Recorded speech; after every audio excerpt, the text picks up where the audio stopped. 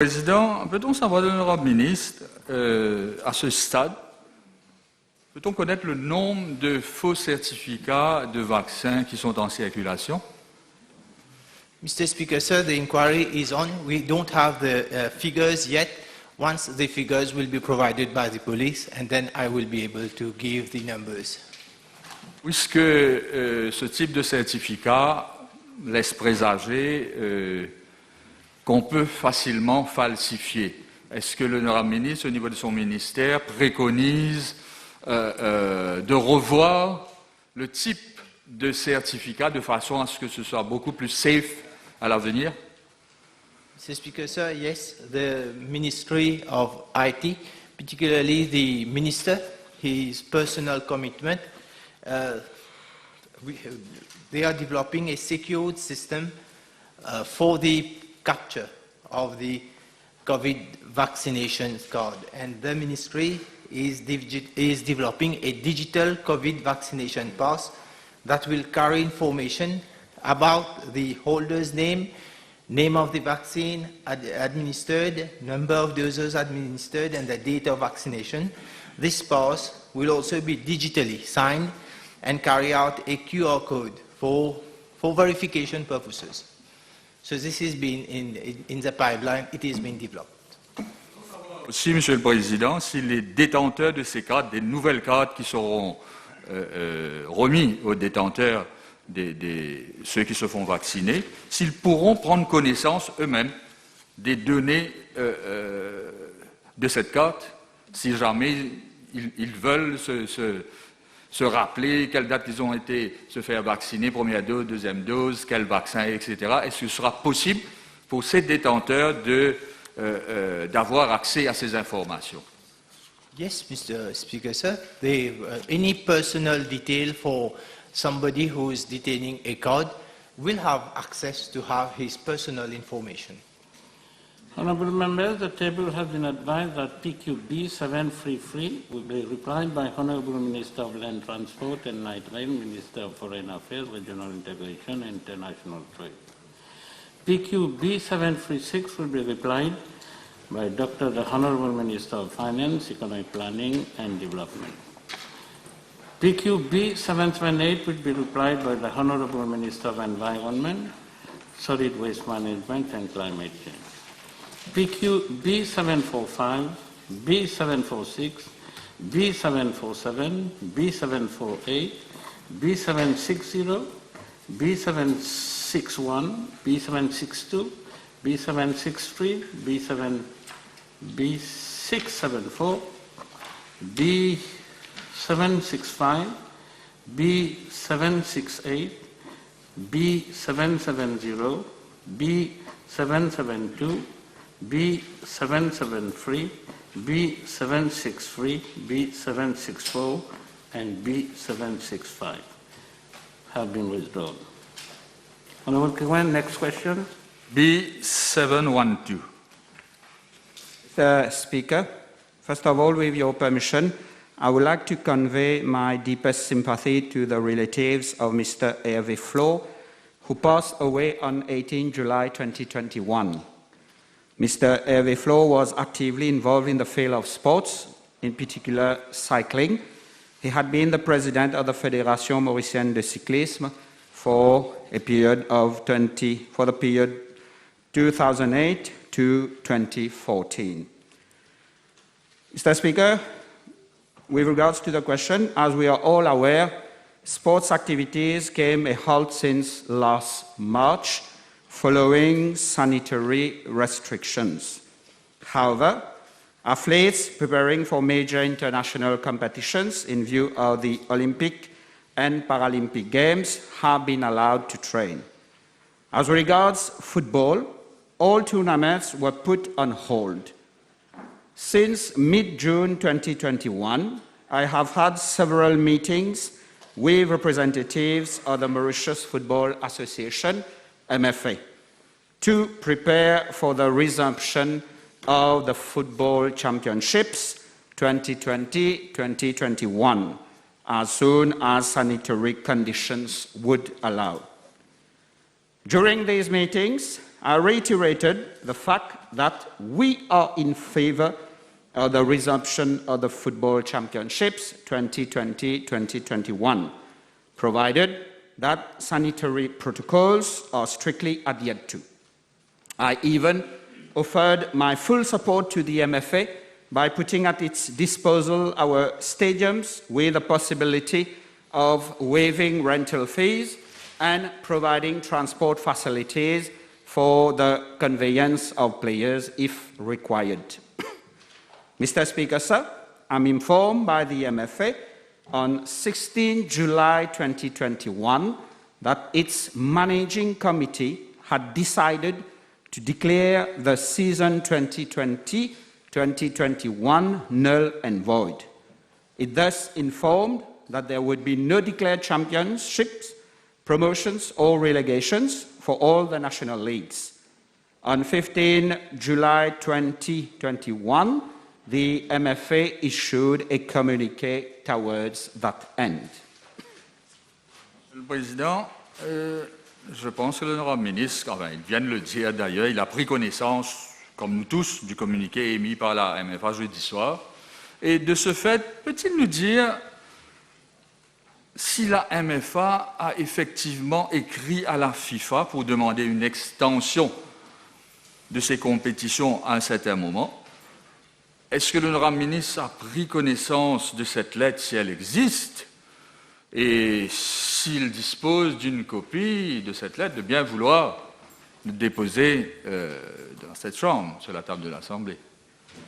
Alors, Monsieur le Président, la MFA, à plusieurs reprises, dans les différentes réunions que nous avons eues, a informé le ministère que l'association a écrit à la FIFA pour demander une extension de la Ligue. Nous avons écrit à la MFA pour demander une copie de la lettre afin que, éventuellement, je puisse déposer à l'Assemblée. Malheureusement, nous n'avons pas eu de retour. Et dans une des réunions, donc, j'avais même dit à la MFA que nous, au niveau du ministère, nous allons écrire à la FIFA pour demander des clarifications en ce qu'il s'agit de la demande d'extension faite par la Fédération mauricienne de football. Thank you, Mr. Speaker, sir. May we know from the Honourable Minister whether the MFA receives any funding from the Ministry? In the positive, what is the quantum? Monsieur le Président, depuis l'année dernière, la MFA ne bénéficie d'aucune allocation de budget de la part du ministère. Ce que le ministère fait, c'est bien sûr le support au club que nous avons toujours fait à travers le Regionalization Grant. Donc, ce sont les clubs qui reçoivent une allocation et ce n'est pas la MFA qui reçoit une certaine somme. Thank you, Mr. Speaker.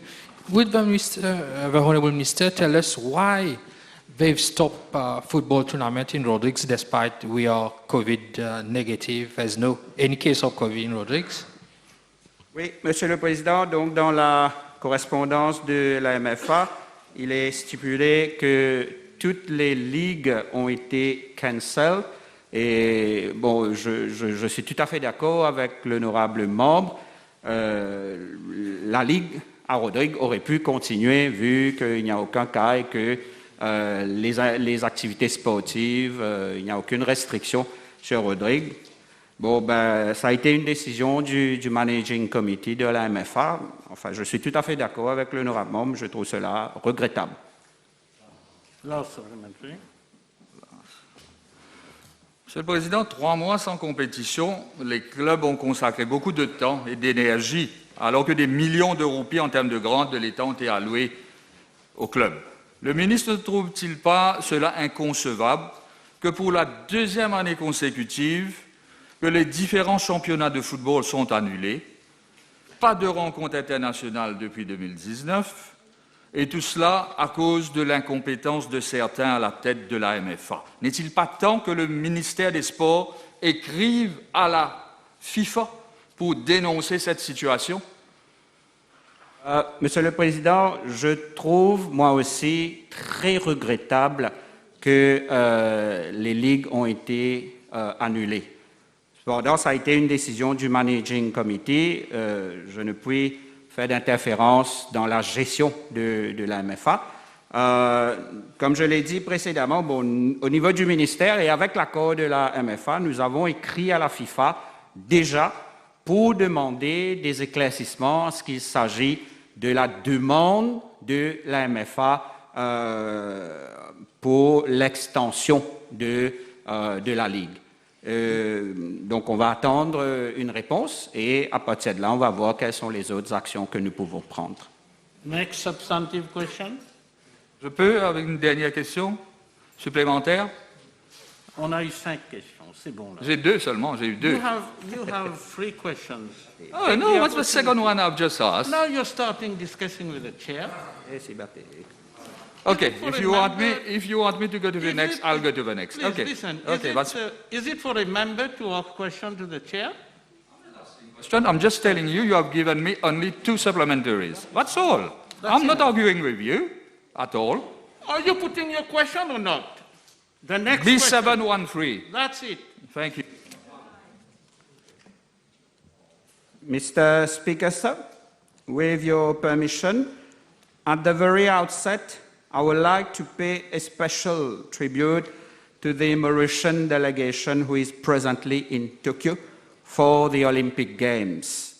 All our best wishes and encouragement go to the whole delegation,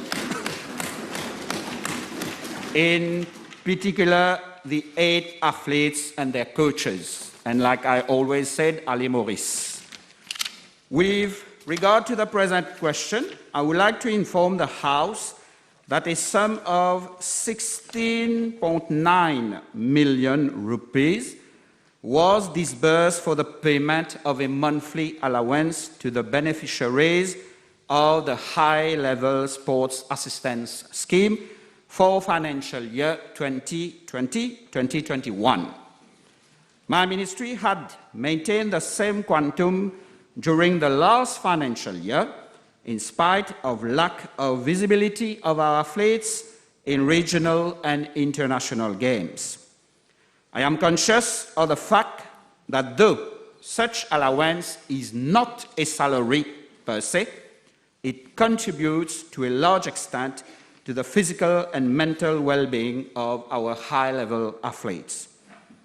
As the House is aware, the COVID-19 pandemic, being the troublemaker, has impacted negatively on our economy, leading to a decrease in the financial resources allocated to most ministries for the financial year 2021-2022, not sparing my own ministry.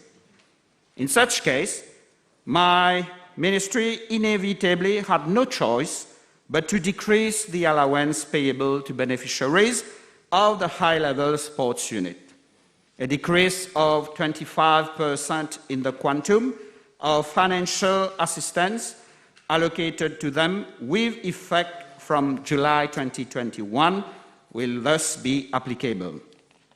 In this context, officers of my ministry had consultative meetings with the representatives of the national sports federations concerned. Nevertheless, the high-level sports unit is giving a special allowance on a case-to-case basis to athletes participating in major international competitions. Likewise, the 8 athletes, as well as the 3 para-athletes participating in the Tokyo Olympic Games and Paralympic Games, respectively, have received a special allowance for their preparation. For the moment, we have 3 para-athletics qualified, but we have just been informed that there is another para-athletic that has received her qualification, and as soon as the Federation send an official letter to the ministry, we will cater for her also. Moreover, as announced in the budget speech 2021-2022, a one-off grant of 10,000 rupees will be provided to listed high-level athletes for the purchase of sports equipment. Arrangements are underway for the disbursement. Mr. Speaker, sir, in this context, I seize this opportunity to thank again the Minister of Finance, Economic Planning and Development for this exceptional measure in these challenging economic times. Mr. Speaker, sir, with your permission, I'm tabling the information relating to Part B of the question. À mon tour, j'ai omis de le faire précédemment, de présenter mes vives sympathies aux proches de M. Hervé Flore, qui est décédé tout récemment. Donc, je suppose que l'honorable ministre a dû prendre connaissance des déclarations de certains athlètes de haut niveau à ce propos. Entre autres, je citerai l'haltérophile Royla, qui ont exprimé, je dis ce qui a été dit et rapporté dans les médias, qui ont exprimé leur déception par rapport à la baisse de leur bourse. De ce fait, j'ai bien compris les difficultés du moment, etc. Mais l'honorable ministre ne pense-t-il pas ou compte-t-il revoir cette décision qui paraît contraire à la promotion du sport de haut niveau dans un prochain avenir ou dans quelque temps? Revoir cette décision, probablement.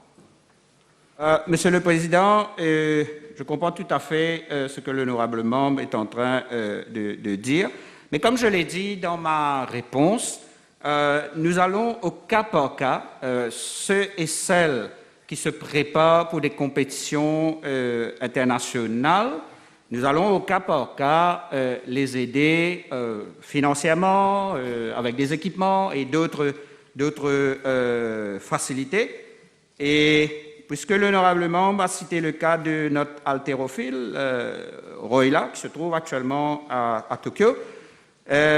Donc, Royla reçoit une assistance de 19 500 roupies mensuellement et du high level.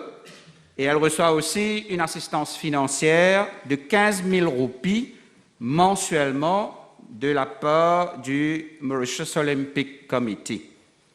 This is called the Olympic Solidarity. Et additionnellement, dans le cadre de sa préparation spécifique pour les JO de Tokyo, nous avons déboursé une somme de à peu près de 262 500 roupies pour la préparation spécifique de Royla. Alors, dedans, cela comprend. Donc, elle a été en stage bloqué à Pointe-Jérôme avec son entraîneur. Donc, dans les 262 500, cela comprend les repas, le massage, les food supplements, les services d'une nutritionniste, d'un psychologue. Et aussi, nous avons donné une allocation additionnelle dans le cadre de cette préparation à Royla, une allocation de 4 000 roupies additionnelles pour cette préparation, aussi bien que pour son coach qui a lui aussi reçu une allocation additionnelle de 2 000 roupies. Thank you, Mr. Speaker. With regard to this scheme, can the Honourable Minister tell us how many Rhodrians are involved into such scheme? Certainement, Monsieur le Président. Donc, nous avons des athlètes d'origine rodriguez qui font partie de ce scheme.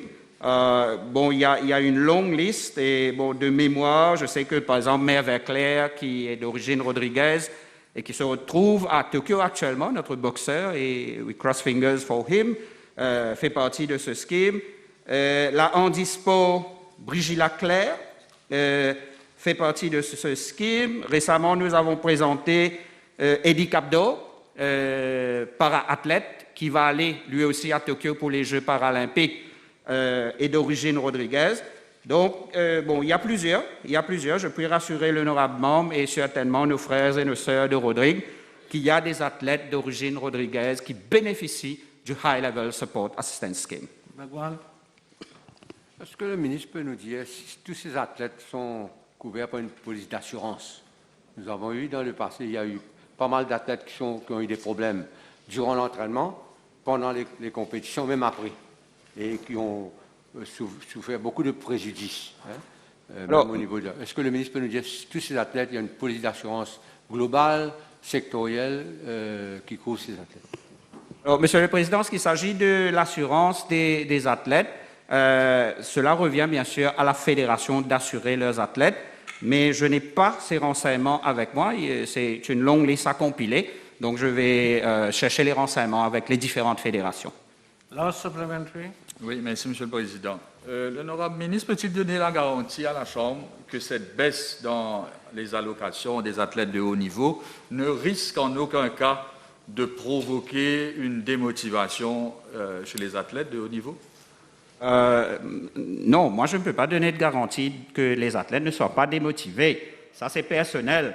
Mais je peux donner la garantie que moi, personnellement, et mon ministère et tout le gouvernement, nous allons soutenir nos athlètes autant que possible. Et je dois dire aussi, Monsieur le Président, que nous avons un financement pour différents types de compétitions l'année prochaine dans le cadre des Jeux de la CJSOI. Donc nous avons un budget de 5 millions de roupies qui va aider à la préparation de nos athlètes. Les Jeux des îles arrivent vite, ce sera en 2023 à Madagascar, dans 2 ans. Et en 2019, à pareille époque, nous étions en plein dans les Jeux des îles. Et pour la préparation de nos athlètes pour les Jeux des îles dans 2 ans, donc il y a un autre budget de 5 millions de roupies. Donc nous avons quand même pas mal de budget au fur et à mesure que les compétitions arrivent pour soutenir nos athlètes. Et je remercie le ministre des Finances, je remercie le Premier ministre qui, depuis qu'il est à la tête, il a compris l'importance que nous accordons aux athlètes. The table has been advised that PQB 756, B757, B758, B759 have been withdrawn. Also, PQB 741, 742, 752, 753, 754, 755, 766, 767 have been withdrawn. Honorable Kiran, move to your next question. Mr. Speaker, since our government took office in 2014, we have had the best interests of persons with disabilities at heart. A series of measures have been taken to improve their lives. One of the landmark measures is the significant increase in the basic invalidity pension and the carer's allowance. The basic invalidity pension has increased from 3,267 prior to December 2014 to 5,000 in December 2014 and then to 9,000 in December 2019. The carer's allowance has also increased from 2,286 prior to December 2014 to 3,000 in December 2014 and then to 3,500 in 2019. The House will also recall that in 2015, our government corrected a major injustice towards children with disabilities aged less than 15 years suffering from a disability of not less than 60%. These children were not eligible to the basic invalidity pension. They were only receiving a social aid, which is means tested. We took the decision to extend the basic invalidity pension to children aged less than 15 years. This measure was a relief for many families.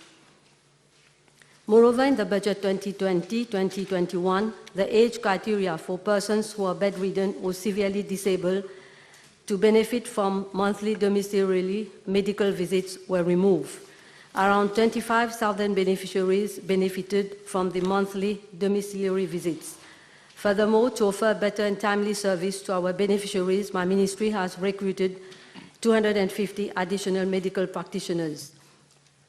I wish to inform the House that according to Section 8.1 of the National Pension Act, an applicant is eligible for the basic invalidity pension where he or she suffers from a physical or mental disablement of 60% or more, which is likely to last for at least 1 year, and he or she is under the age of 60. I'm informed that for the financial year 2019-2020, 33,697 beneficiaries were benefiting from a basic invalidity pension. Out of the 33,697 beneficiaries, payment of basic invalidity pension was discontinued for 2,104 beneficiaries as they were found to be no longer eligible during reboarding.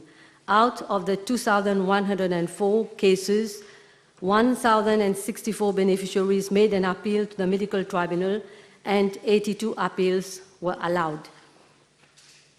I'm further informed that for the financial year 2020-2021, 34,746 beneficiaries were benefiting from basic invalidity pension. Out of the 34,746 beneficiaries, payment of basic invalidity pension was discontinued for 3,200 beneficiaries as they were found to be no longer eligible during reboarding. Out of the 3,200 cases, 1,616 beneficiaries made an appeal to the medical tribunal and 103 appeals were allowed. Oui, Monsieur le Président, il y a souvent des cas similaires qui viennent vers moi, soit sur la suppression par le Medical Board de la pension d'invalidité ou du Carers Allowance, alors que l'état des bénéficiaires en question n'ont guère évolué positivement. De ce fait, la ministre peut-elle nous dire, même si elle a donné des chiffres, si elle est vraiment informée de cette situation où l'état des personnes n'évolue pas positivement, mais dont la pension est supprimée? Est-ce qu'elle a déjà discuté de cette affaire avec le Medical Board? Mr. Speaker, I wish to highlight that at the time the basic invalidity pension is awarded, beneficiaries are informed in writing that the pension is being awarded for a period of 1 year. So the beneficiary knew well in advance that the pension will be awarded for a certain period of time. Now, 3 months prior to the expiry of the said pension, the beneficiaries are reboarded unless the pension has been awarded on a permanent basis. And if the beneficiary is not satisfied with the findings of the medical board, he can appeal against the findings of the medical board to the medical tribunal, which consists of 2 specialist medical doctors in the relevant fields and a lawyer of the state law office. And if the appeal is disallowed, so he can still make a fresh application after a period of 6 months. As you can see, there is a proper mechanism which has been put in place. There are several avenues available if the beneficiaries are not satisfied with the decision of the medical board and the medical tribunal. But I wish to highlight also, Mr. Speaker, that the decision to grant such pension and carers allowance is not within my discretion. So I stand guided by the findings, by the clinical assessment made by the medical board and the medical tribunal.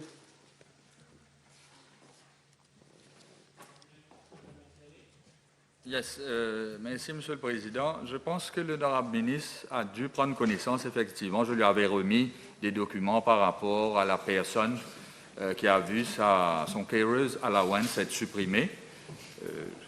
Donc, j'ai en ma possession copie d'une lettre, d'un courrier adressé à la personne, discontinuation of claim, où il est fait mention your additional basic invalidity pension has been discontinued, etc., because the medical board has found that you are not so disabled as to need the constant care and attendance of another person. Not so disabled. Vraiment, je suis un peu surpris de ce qui est libellé dans cette lettre. Not so disabled.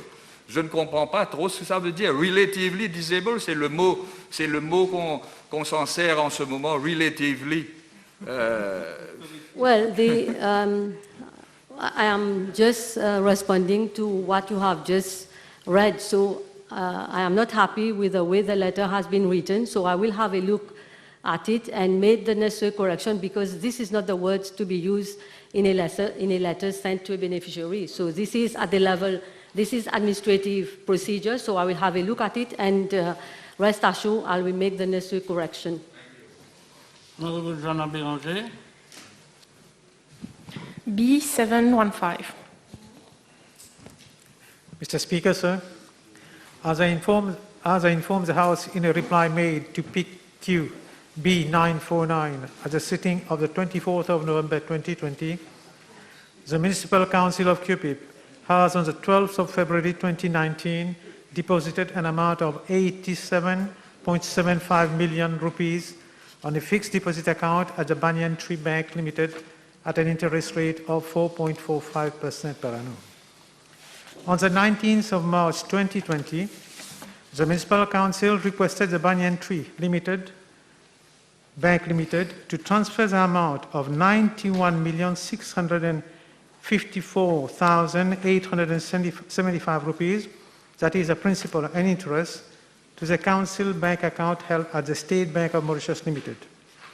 However, the request was not executed properly, and on the 1st of April 2020, pursuant to Section 65 of the Banking Act 2004, the Bank of Mauritius has appointed a conservator for Banyan Tree Bank Limited. On the 9th of April 2020, the Council requested the conservator to transfer the sum of 91.65 million rupees to the State Bank of Mauritius account, to its State Bank of Mauritius account, as its initial request predate the conservatorship. However, on the 10th of April 2020, the conservator informed the Council that he had suspended the repayment or withdrawal of deposit and other liabilities of the bank as provided under Section 66(3)(a) of the Banking Act, and as such, all withdrawal has been suspended until further notice. Accordingly, the totality of the fund of the Municipal Council of QPIP, that is, amount of 91.65 million, was placed in a saving account at the Banyan Tree Limited. Nevertheless, the Council was of the opinion that despite the country was in lockdown since 20th of March 2020 due to COVID-19, the Banyan Tree Bank Limited had ample time to transfer the amount of 91.65 million to its account at the State Bank of Mauritius Limited prior to the appointment of the conservator, which occurred on the 1st of April 2020. Hence, on the 29th of September 2020, the Council reported the matter to the Governor of the Bank of Mauritius for any action deemed necessary against the management of the Banyan Tree Bank Limited. Moreover, the Municipal Council has on numerous occasions reiterated its request to the conservator of the Banyan Tree Bank Limited to transfer the amount of 91.65 million to its account at the State Bank of Mauritius, but to no avail. In this connection, on the 6th of January, 25th of January, 4th of May, and 4th of June 2021, the conservator kept the Council informed about the action it took to complete the transaction as safely as possible while protecting the interests and inter alia, preserving the fund of the depositors, account holders, and other creditors of the Banyan Tree Bank Limited. Mr. Speaker, sir, I'm further informed by the Municipal Council of QPIP that on the 1st of July 2021, the conservator apprised the Council that in accordance with the direction of the Bank of Mauritius, he was reviewing the potential offers from potential investors and their respective salvage plan for the requisition of the bank. In this connection, one substantially responsive proposal with a plan to restructure whole or part of the existing current deposit in the form of new fixed deposit instrument governed by revised term and condition was submitted to the Council. However, the Council rejected the proposal in view of Circular number 6 of 2019 of the Ministry of Finance, Economic Planning and Development, which has requested all ministries, departments, and non-financial public sector bodies to invest all surplus funds in the Treasury bill.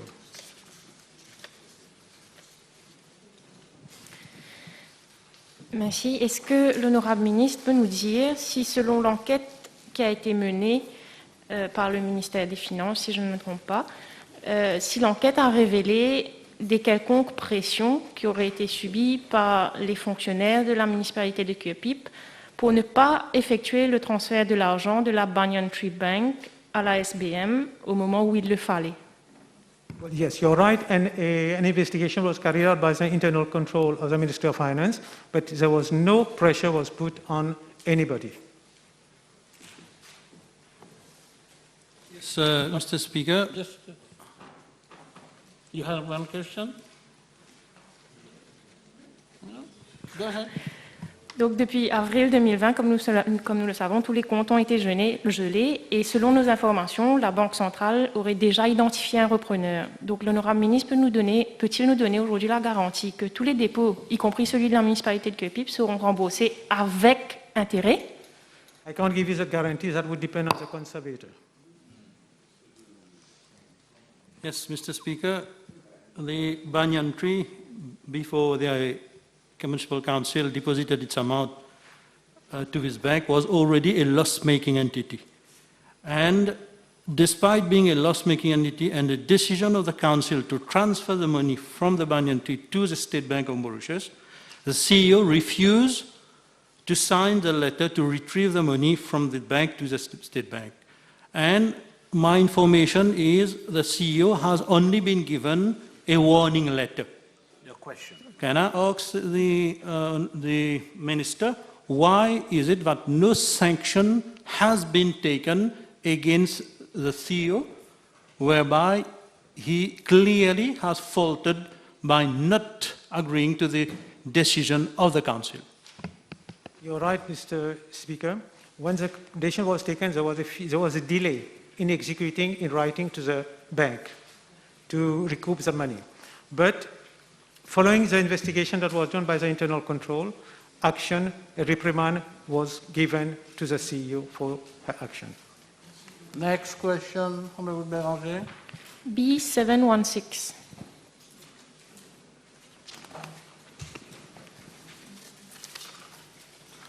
Mr. Speaker, sir, I wish to inform the House that Section 17 of the Environment Protection Act 2002 makes provision to empower the Minister, notwithstanding Section 15 of the Act, where, in his opinion, a project or activity by virtue of its nature, scope, scale, and sensitive location is likely to have an impact on the environment or on the zoning of an area, to request the person carrying out or proposing to carry out same to submit a preliminary environmental report or an application for an environment impact assessment license.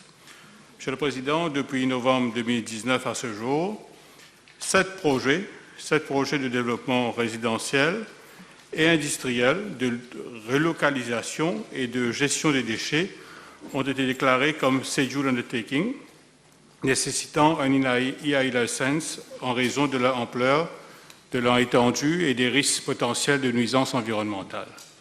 De plus, au cours de la même période, 3 projets de développement résidentiel ont été déclarés comme scheduled undertaking, nécessitant un PIA approval en raison de l'ampleur des projets et de leur emplacement sensible.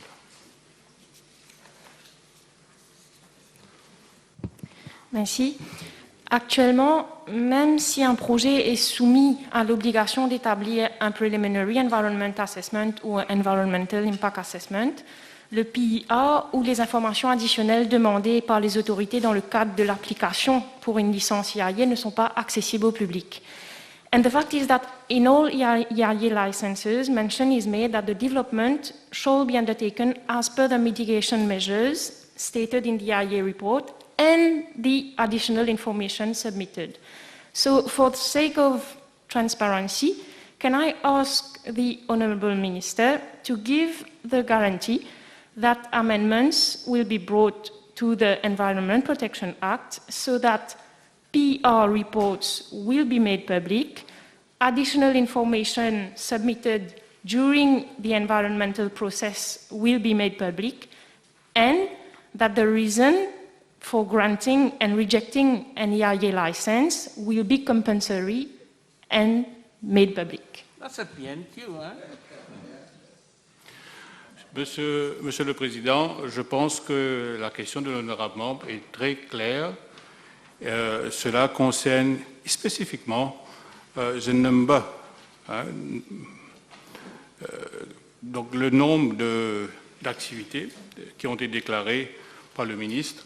Monsieur le Président, une question aussi précise mérite une réponse précise, mais ce que je peux rassurer l'honorable membre, c'est que nous sommes dans toute cette phase de revamp le Environment Protection Act, et bien sûr, toute la question de IAE, de PIA, sont en train d'être reconsidérées au niveau du comité, et je dois dire que nous sommes dans cette phase de consultation, de préparation, et je peux dire que nous avançons sûrement, et que donc très prochainement, nous rendrons public toutes les propositions en ce qui concerne le revamping du Environment Protection Act. Your next question. Une dernière question supplémentaire, s'il vous plaît, Monsieur le Président.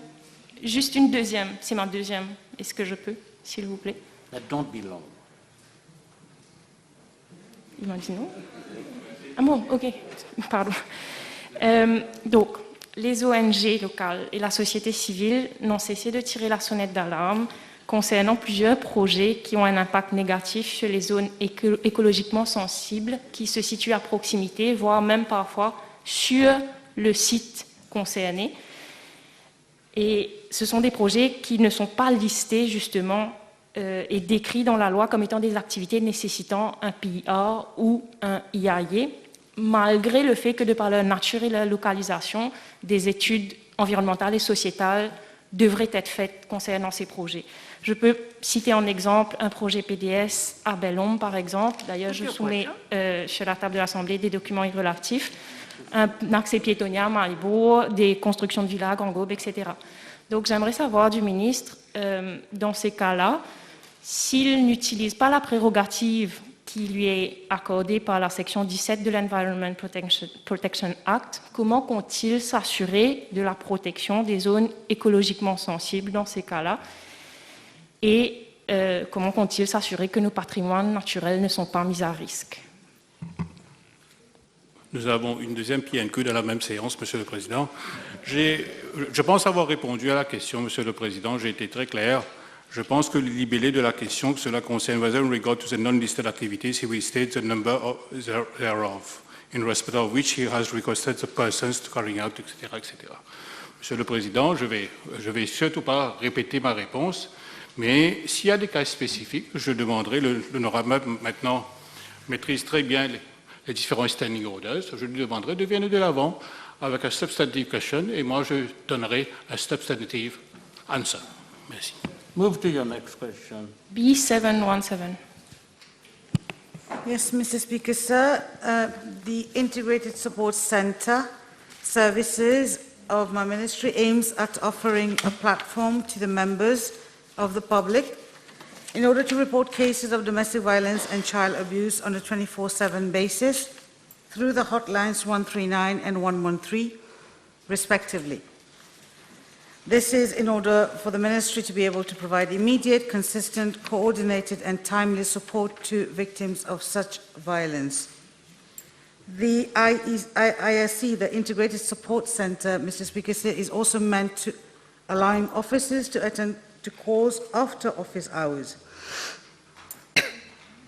And to that effect, the Avaya telephony network system, which is currently being used to host the ISC provided by Mauritius Telecom, has to connect to another, I'm really sorry, Mr. Speaker, sir, to another digital service.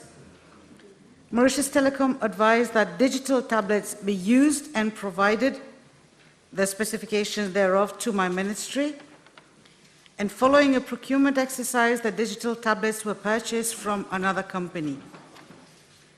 Mr. Speaker, sir, concerning the second part of the question, I wish to inform the honourable member and the House that the digital tablets are not faulty. Rather, the operation of the ISC services relies on cross-platform information system requirements that need to be fully met for its success. As a matter of fact, bugs were identified during the go-live phase, causing session timeout with the tablets, and despite several software upgrades, the bugs could not be resolved.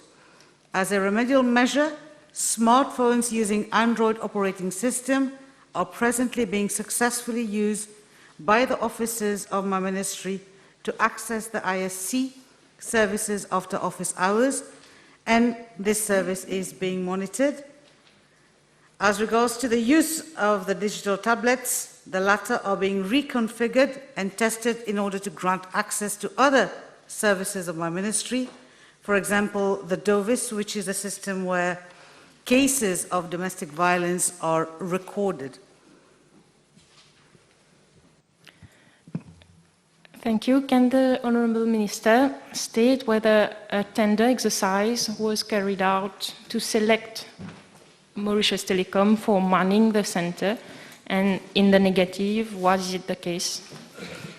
Mr. Speaker, sir, given that Mauritius Telecom was more conversant with the technical specificities of the equipment and the software of the ISC, Mauritius Telecom was deemed to be in a better position to advise the ministry on the compatible tablets. Thank you.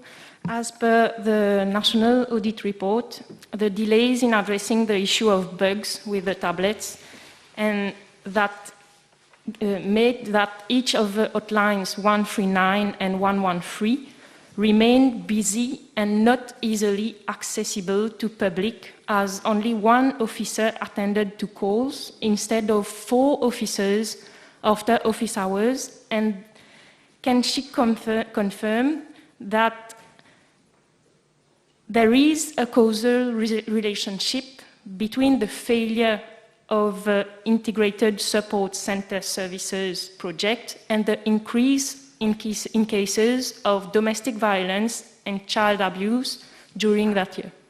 Are you putting questions? There's so many questions. Please. You're putting. No, listen to me first. You're putting a question asking the minister to confirm. You know, strictly speaking, you can't ask the minister to confirm. So I allow the question, but bear that in mind. Mr. Speaker, sir, there are quite a number of questions being put within that supplementary question. I will try to answer to the best of my ability. It is incorrect to say that there's only one person who is on call after office hours. There are 4 people who receive calls successfully on their Android mobile application, on their phones. Should there be, if the Honourable Member is aware of a case where there has been a report of only one person answering the calls, I would kindly invite her to put forward this case to me, and I shall investigate and get back to the House. Last supplementary. This information is in the National Audit Report. Can we know why, after 1.5 years, the Integrated Support Center Agreement has not been signed between the company and the ministry? And why is it that no time frame was defined for the implementation of a project? Mr. Speaker, sir, I am informed that an MOU was signed between the Ministry and Mauritius Telecom in March 2019. So I'm not very sure whether you are... Okay, well, I don't have this data with me on hand. I shall look into it and revert back to the House. Next question, Honourable Letman Roy. Thank you, Mr. Speaker, sir. B718. Mr. Speaker, sir, the Quarantine Regulations 2021, control of sale and use of COVID-19 home self-testing kit have been promulgated so as to control the sale and use of COVID-19 home self-testing kits, including analysis of samples and reporting of results. According to the provisions under the regulations, private health institutions, medical practitioners, wholesale and retail pharmacies, and private laboratories and companies involved in the importation of laboratory reagents, which are duly registered with my ministry, are allowed to import the COVID-19 home self-testing kits. Moreover, a standing committee at the level of my ministry assesses the applications received for importation of the COVID-19 home self-testing kits and make appropriate recommendations to the Ministry of Commerce and Consumer Protection, which thereafter issues authorization to the successful applicants for importations of COVID-19 home self-testing kits. In reply to part A of the question, I'm informed that the Standing Committee has already evaluated 9 applications as at date, and recommendations have been submitted to the Ministry of Commerce and Consumer Protection accordingly. 3 additional applications have been received from the Ministry of Commerce and Consumer Protection and would be perused by the Standing Committee. As regard to part B of the question, Section 10 of the Quarantine Act 2020 makes provision for disclosure of information in respect with communicable diseases as follows. Any person who suspects that he has or may have a communicable disease is or may be infested with vectors or has or may have been in contact with a person who has or may have a communicable disease shall accordingly forthwith inform a quarantine officer. Under the Quarantine Regulation 2021, control of sale and use of COVID-19 home self-testing kit, provisions have also been made but for a person who has been tested to be positive, COVID-19 positive by means of a self-testing kit to forthwith inform the quarantine authority. Any person who contravenes the provisions under the Act shall commit an offence and shall, on conviction, be liable to a fine not exceeding 500,000 rupees and imprisonment for a term not exceeding 5 years.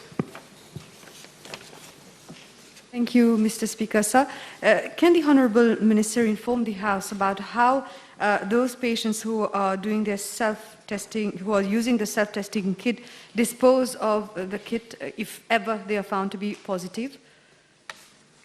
Disposal of kits, Mr. Speaker, sir. Yes, self-testing kits come with a small plastic containers, specially provided for disposal. Once the test is done, the swab, the tube, the strip are put in the plastic container and disposed in the waste bin, just like any other waste. Thank you to the Honourable Minister for this answer. Furthermore, there have been some queries from people asking whether the pharmacist will guide them in doing the test, because there are some people who are not well versed with these kits. So could the Honourable Minister inform the House whether the pharmacists are allowed to assist those patients? Mr. Speaker, sir, this is a home self-testing kit, and the one who is willing to test for himself, he has to take it back to his place and then the test should be done. It's not appropriate for the pharmacist to do the test. It's appropriate for, it's a self-testing instrument and it should be used at your place. Move to your next question. B719. Monsieur le Président, je tiens à informer la Chambre qu'aucune demande au nom de Seventh Heaven Morcellement Project à Le Hocher-Terre-Rouge pour un Environmental Impact Assessment License a été reçue à mon ministère. Aucun Environmental Impact Assessment, donc licence, n'a été délivré. Cependant, il y a bien eu une First Application of EIE License qui a été reçue par l'intermédiaire du National E-Licensing Platform au nom de Golden Land Holdings Limited. Le 18 février 2021, le projet consiste à morceler des terrains en 304 lots à usage résidentiel à Sainte-Croix. D'après les informations recueillies auprès de Blueprint Consult Limited, le consultant du projet, Seventh Heaven Morcellement Project, et le marketing name, le nom commercial du même projet, de lotissement de terrain à usage résidentiel que celui soumis par Golden Land Holdings Limited. Monsieur le Président, après vérification préliminaire du EIA report soumis par le demandeur, Golden Land Holdings Limited, ce dernier a été informé le 19 février 2021 que le EIA report devait être revisé car il manquait de nombreuses informations techniques importantes et pertinentes, comme l'exige l'Environment Protection Act de 2002. À ce jour, des informations supplémentaires demandées n'ont pas été soumises à mon ministère et la demande de EIA license n'a pu être traitée davantage. Mon ministère est d'ailleurs informé par le consultant du projet que le promoteur a l'intention de retirer la demande IAE faite précédemment en vue de soumettre une nouvelle application. Thank you, Honourable Minister, for all the information. Can I just draw the attention of the Honourable Minister that the Seventh Heaven Morselma project is actually being there as exposed to the people, to those who want to buy it. So they are actually selling the plot of land without having that EIA license. So I would request him to use his good office to see to it that they respect all the requirements before proceeding for any sales. Thank you. Monsieur le Président, donc tout morcellement doit être en conformité avec le Morcellement Act. Donc le Morcellement Act, il y a plusieurs étapes à franchir avant que le morcellement permit soit délivré à un applicant. Donc un des PMI est nécessairement, c'est le letter of intent qui permet à l'applicant de commencer les travaux d'infrastructure. Même à ce stade-là, du fait que c'est un projet de cette envergure, cela nécessite un INAI license. Je peux dire, donc je peux rassurer l'honorable membre qu'il n'y a aucun INAI license, aucun letter of intent qui a été délivré tel quel, parce que cela requiert au préalable d'INAI license. Donc, si tel est le cas, tel que, par rapport à ce qui est avancé par l'honorable membre, c'est un cas qui mérite d'être rapporté au Morcellement Board. Donc, bien sûr, à mon niveau, au vu des informations fournies, je vais transmettre les informations de l'honorable membre au Morcellement Board. B720. Monsieur le Président, l'exercice financier de la Banque de Maurice s'étend du 1er juillet au 30 juin de chaque année. Concernant les informations demandées par l'honorable parlementaire pour les exercices financiers clos du 30 juin 2015 au 30 juin 2020, je dépose les informations relatives aux dividendes versés au Consolidated Fund par la Banque de Maurice au cours de cette période. Concernant l'année financière allant du 1er juillet 2020 au 30 juin 2021, j'ai été informé par la Banque de Maurice que les comptes sont actuellement en train d'être finalisés et audités, comme le veut la procédure. Conformément à la section 32.3 de la Bank of Mauritius Act, la Banque dispose de 4 mois après la clôture de son exercice financier pour établir et soumettre au ministre une copie des comptes annuels certifiés. Ces derniers seront ensuite déposés à l'Assemblée nationale. Merci. According to the estimates in the budget, dividend paid by the Bank of Mauritius for the last year, 29-20, was 71 million, okay, and nothing before that. Is the Honourable Minister of Finance aware that the Bank of Mauritius has published a public notice where it states, in respect of the 28 billion advance to government, is being treated as advance against future profit distributable to the government. So if we take 28 billion rupees, we divide by the 71 million rupees of dividend that we receive from Bank of Mauritius, it will take the Bank of Mauritius 394 years of dividend. Is the Honourable Minister of Finance aware of that? Monsieur le Président, c'est sûr que si on le met en isolation, ça fait peu, 71 millions. Mais je tiens à rappeler que le 30 juin 2017, ils avaient payé 476 millions de roupies et que sous la période 2000 à 2005, il y a même eu une période où vous avez fait un advance payment de plus d'1 milliard de roupies au gouvernement d'alors. Donc, c'est selon la période, en fonction de la profitabilité de la Banque de Maurice. On verra, on doit attendre un petit peu, voir comment évolue la situation, parce que de toute façon, maintenant, il y a un autre élément qu'il faut prendre en compte, c'est la profitabilité de MIC qui va rentrer en jeu par la suite concernant la consolidation des comptes au niveau de la Banque de Maurice. Merci. Under Section 11 of the Bank of Mauritius Act, there is a statutory obligation on the central bank to distribute 85% of its net profit to the consolidated fund. Has the Honourable Minister of Finance taken any legal advice to see whether the arrangement between the government and the central bank, whereby the government is not going to receive dividend for a number of years, is not in breach of this Section 11 of the Bank of Mauritius Act?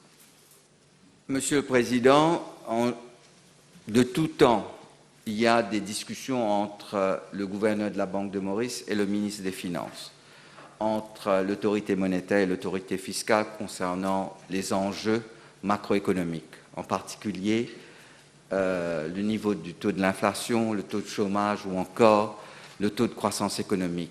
La particularité d'une banque centrale, ce n'est pas de faire des profits. Et au niveau du ministère des Finances, ce n'est pas d'aller chercher les profits de la Banque centrale. Donc c'est sûr que, selon les règlements, nous demandons à la banque de verser 85% de ses profits au Consolidated Fund, mais cela reste à la discrétion du ministère des Finances. De temps à autre, et même très souvent, on ne demande pas de payer ces 85% parce que pour l'autorité fiscale, pour le ministère des Finances, le plus important, c'est que la Banque centrale dispose de moyens suffisants pour gérer et pour pouvoir adopter une politique efficiente au niveau de la politique monétaire. Merci. Sorry to say that I don't share, as a lawyer, the interpretation of Section 11, which is very clear. There's no discretion from the Minister of Finance. But being given the Honourable Minister of Finance just spoke about arrangement, is he prepared to table a copy of the arrangement made between the Minister of Finance and the Bank of Mauritius with regard to the repayment of the 60 billion rupees, the treatment of the 60 billion rupees that has been contributed by the central bank to the consolidated fund last year? Monsieur le Président, encore une fois, au niveau du ministère des Finances, cela a été une allocation, un one-off grant de la part de la Banque de Maurice pendant une période exceptionnelle. Ça a été une mesure exceptionnelle faite par la Banque de Maurice au ministère des Finances avec les 60 milliards. Sur les 60 milliards, si j'ai bien compris, il y a 28 milliards au niveau du bilan de la Banque de Maurice où on est en train de regarder concernant les advance payment on profit pour l'État.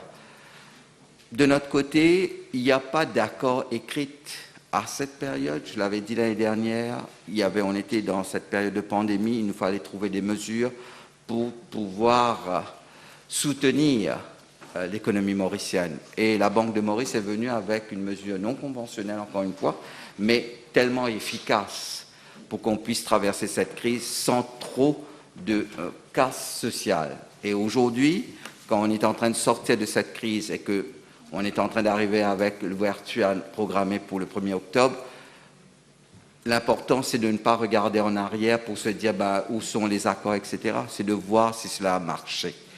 Jusqu'à présent, nous n'avons pas eu, avec cette mesure, d'impact significatif au niveau des prix avec l'inflation. En 2020, l'inflation a été modérée, à un taux modéré entre 2 et 4%. Ce sont les chiffres. Je sais que l'honorable va venir sur Statistique Mauritius par la suite. Ce sont les chiffres avancés par Statistique Mauritius. Donc, cette politique a porté ses fruits. Mais comme je l'avais dit l'année dernière et je le redis cette année, c'est une politique qu'on ne peut faire qu'une fois pendant des périodes où la crise est très très importante. Les 60 milliards, on l'a fait l'année dernière, c'était une mesure non conventionnelle qui a été acceptée par tous.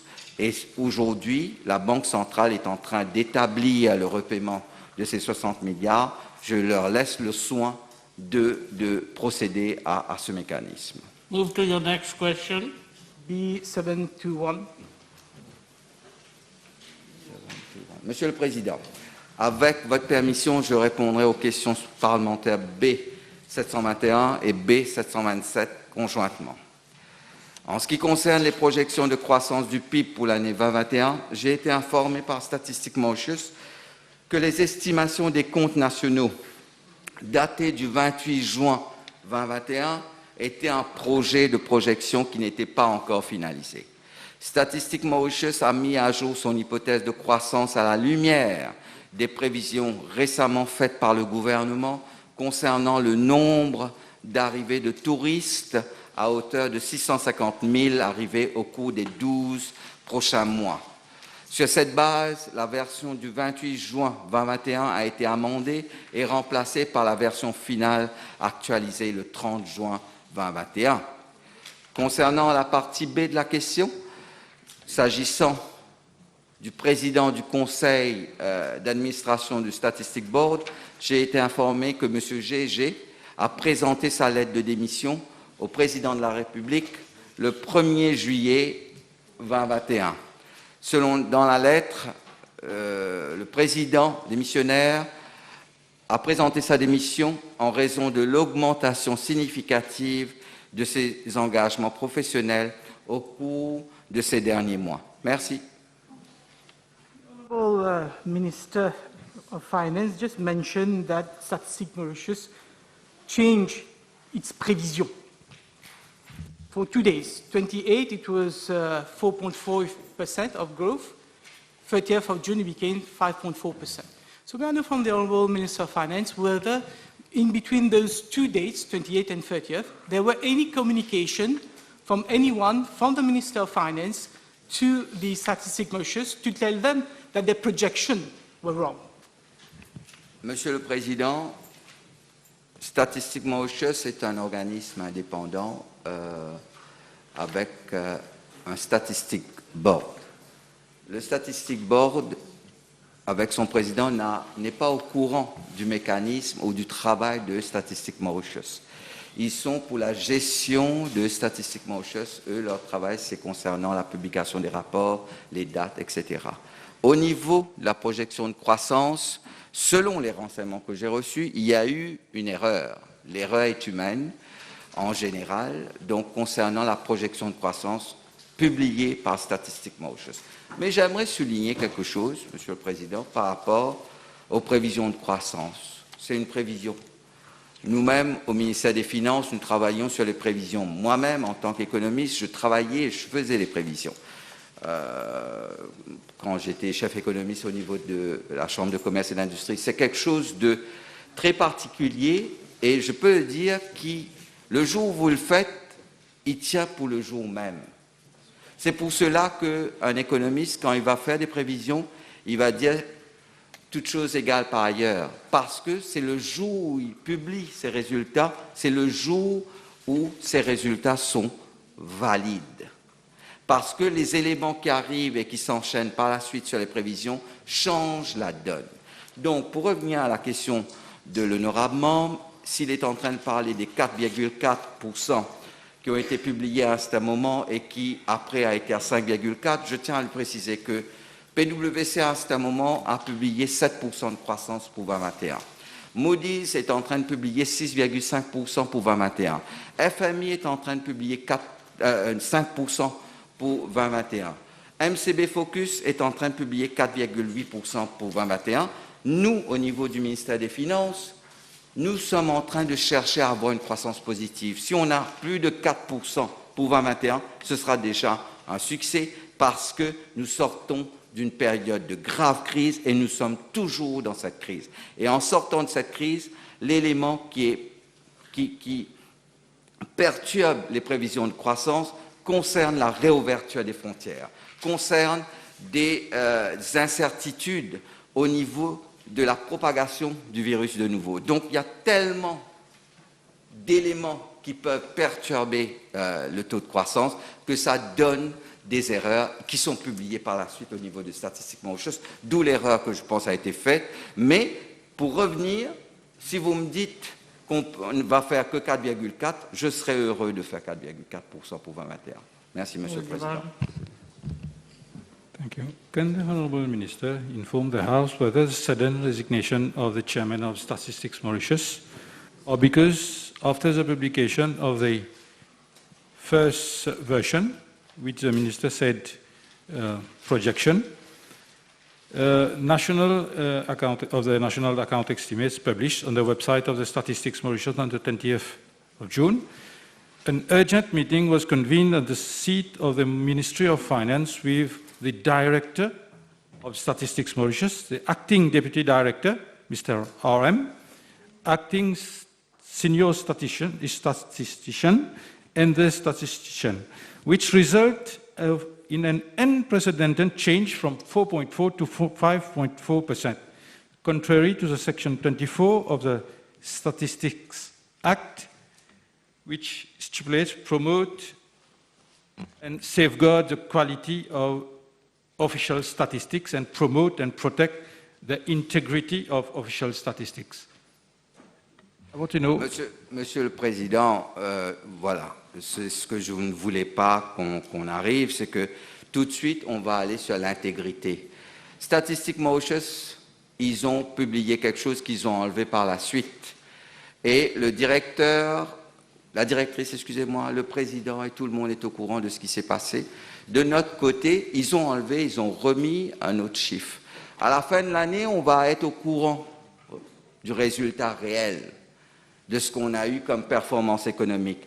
Nous, au niveau du ministère des Finances, l'année dernière, on était les premiers à signaler qu'on va avoir une grosse contraction de l'activité économique. Nous, au niveau du ministère des Finances, on avait déjà prévu qu'on ferait moins 7,5% pour l'année fiscale 2019-2020. Et on l'a fait. On aurait pu raconter une histoire si je suis le raisonnement de l'honorable membre en venant dire qu'on va faire un taux de croissance positif. On ne l'a pas fait. Parce que quel est l'objectif d'avoir ces prévisions de croissance? C'est d'établir les politiques économiques pour améliorer cette prévision de croissance. Notre but, c'est de ne pas donner un chiffre pour ne pas le réaliser. Notre but, c'est de travailler sur les chiffres et de pouvoir améliorer le résultat par la suite. C'est pour cela qu'on travaille, les économistes travaillent pour faire des projections de croissance, pour que les autorités, que les décideurs puissent prendre des décisions, corriger leur politique économique ou politique publique pour améliorer ces résultats. L'année dernière, on avait prévu qu'on allait faire un taux, une contraction de moins 7% pour l'année fiscale 2020-2021. Heureusement, on a pris des mesures, malgré le fait qu'on avait fermé les frontières, qu'on n'avait pas de touristes, on a réussi à avoir une légère diminution de cette contraction, où on est passé à moins 6%. Cette année, on est en train, pour l'année fiscale, de prévoir un taux de croissance de 9%. Au niveau de l'année calendaire, tout dépend de l'ouverture, tout dépend du nombre de touristes. Nous sommes en train de projeter un chiffre de 650 000 sur l'année fiscale. On a entendu les opérateurs du secteur hôtelier parler de ce chiffre de 600 à 650 000 touristes pour l'année fiscale. Il y a même un opérateur dans le secteur financier qui a parlé d'environ 620 000 touristes sur l'année fiscale. Donc, pour revenir sur cette décision, je le redis à l'honorable membre, il n'y a pas tout le temps des complots ou je ne sais quoi. L'erreur est humaine, comme l'erreur au niveau du Statistique Mauritius avec le nombre de chômeurs et le nombre d'inactifs. Est-ce que vous croyez qu'en l'espace de 2 semaines, vous pouvez voir les chiffres de nombre de chômeurs baisser par 20 000, 30 000 ou augmenter de 20 000, 30 000? Non. On est dans une période difficile, une période où, pour mesurer les indicateurs, ça devient très difficile parce qu'il n'y a pas de contact, on ne peut pas sortir, on a du mal à faire les sondages et faire les surveys et faire les enquêtes. D'où la difficulté pour faire les prévisions. Merci. Mr. Speaker, the issue is not about whether Statistics Mauritius is right or wrong. The issue is that Statistics Mauritius publish a figure and then the ministry intervene and cause them to change it. And now this is causing demotivation among officers of Statistics Mauritius and tainting the image of Statistics Mauritius as an independent and integrated in its integrity. So doesn't the Honourable Minister of Finance agree that the Ministry of Finance should not interfere with the working of the professionals of Statistics Mauritius? Monsieur le Président, je répète, dans tous les pays, vous avez des institutions, des instituts de statistiques qui travaillent sur les statistiques. À Maurice, vous avez de nombreuses institutions publiques, des régulateurs qui travaillent sur les statistiques. Vous avez la Banque de Maurice, vous avez Statistiques Mauritius, vous avez la FSI, vous avez IDB et bon nombre, et aussi le ministère du Travail et le ministère des Finances. Et je le redis, c'est en permanence un travail d'échange pour avoir les informations.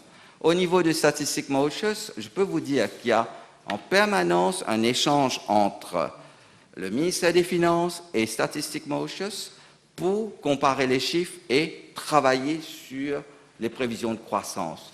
Nous ne pouvons pas ne pas considérer le budget ou les dépenses publiques et travailler en isolation. Statistiques Mauritius doit travailler avec toutes les institutions et tous les ministères pour avoir le juste chiffre. Le but, ce n'est pas de faire une prévision, c'est d'essayer d'avoir le meilleur chiffre possible. Merci, Monsieur le Président. Merci. Monsieur le ministre, vous ne répondez pas à ma question. Ma question était simple. Le 29 juin 2021 matin, est-ce qu'il y a eu une réunion entre les directeurs et 3 techniciens du Statistique Mauritius avec les officiers du ministère de Finances? Et par la suite, le chiffre de 4,4 a été remplacé par 5,4 le 30. C'est ça ma question, oui ou non? La réunion a eu lieu ou pas? Monsieur le Président, je vais répondre à cette question de la part de l'honorable membre. Je le répète, monsieur l'honorable membre veut voir des, des complots. Ici, il y a eu réunion, moi je ne suis pas au courant, mais en général, tous les jours, nous avons des réunions au ministère des Finances, entre les autorités des statistiques. Laissez-moi terminer, monsieur. Tous les jours, nous avons des réunions au ministère des Finances avec tous les régulateurs, en particulier en ce moment, en cette période de crise. Donc, oui, sûrement, il y a eu des réunions. Si jamais ils ont enlevé les chiffres, les statistiques le 28, moi, je suis au courant qu'il y a eu un problème concernant la publication des chiffres et qu'ils ont mis les chiffres officiels à partir du 30 juin. Et c'est de cela dont je suis au courant, Monsieur le Président. The question has sufficiently been canvassed. We move to the next question, Honourable team. B722. Mr. Speaker, sir, in regard to the specified institutions targeted under the COVID-19 restriction of access to specified institutions regulations 2021, the personnel working in those institutions shall have access only if they have produced their vaccination cards certifying they have been vaccinated with a COVID-19 vaccine. In case they have not been vaccinated with a COVID-19 vaccine, they have to produce an RT-PCR test result slip certifying a negative result dating back not more than 7 days from the date of the RT-PCR test was undertaken. Mr. Speaker, sir, with regard to Part A of the question, I am informed that 10,112 personnel working in the public healthcare institutions have already been vaccinated against the COVID-19. As at 5th July 2021, I'm informed that 24,322 personnel of both the public and private educational sector, including the early childhood development sector, have already been vaccinated against the COVID-19. With regard to Part B of the question, in accordance with the provisions of the regulations, a personnel who cannot be vaccinated with a COVID-19 vaccine needs to be assessed and certified. as such by a panel of 2 government medical officers. Consequently, regional panels have been set up at the level of each regional hospital to assess as to whether a person can be vaccinated or not. Mr. Speaker, sir, I'm informed that 113 personnel of the public health institutions cannot be vaccinated. They have been provided with a documented medical certificate that specifies the medical conditions which prevent them from being vaccinated with a COVID-19 vaccine. As for the personnel working in the education sector, I'm informed that 547 of them cannot be vaccinated and have been provided with a medical certificate. Mr. Speaker, sir, as regards personnel involved in the private healthcare and their subsequent vaccination status, I wish to inform the House that this information is being compiled. Mr. Speaker, may I know from the Honourable Minister, what is the percentage personnel today in the restricted, the specified institution that have been vaccinated? Mr. Speaker, sir, I think by giving the figures, we can calculate the percentage. If in the public sector, it's 10,112, and out of them, it's 119 cannot be vaccinated, 113, so the percentage is very low. And then as for the education sector as well, 24,322, and who have been vaccinated, who haven't been vaccinated, 544. I think it should be reasonably, I think, less than 1%. You know whether everybody who could be vaccinated has been vaccinated. So this is the case. Yes, this is the case. It's ongoing. So with respect to those personnel that cannot be vaccinated, they are required under the regulation to produce a PCR test every 7 days. So may I know from the Honourable Minister, who bears the cost of that PCR test? The PCR test is being borne by the ministry, because these people, they can't be vaccinated. They have been provided with a proof, with a medical certificate. Obviously, they can't bear the cost of the PCR test. With respect to the definition of specified institution, for the time being, it covers education sectors and healthcare sectors. Is the Honourable Minister considering amending that definition to include any other sector? Mr. Speaker, sir, for the time being, no. But because our vaccination program is ongoing, and the percentage of all sectors where vaccination is where people have been vaccinated is very high, I don't think so. For the time being, it's important to amend this The table has been advised that PQ B738, B739, B740 have been withdrawn. Honourable Bagwan. B7.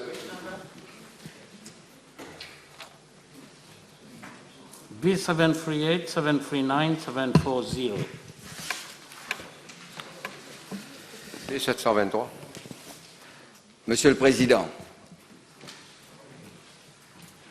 j'ai été informé par la Gambling Regulatory Authority qu'il y a actuellement 3 bookmakers autorisés à prendre des paris à distance.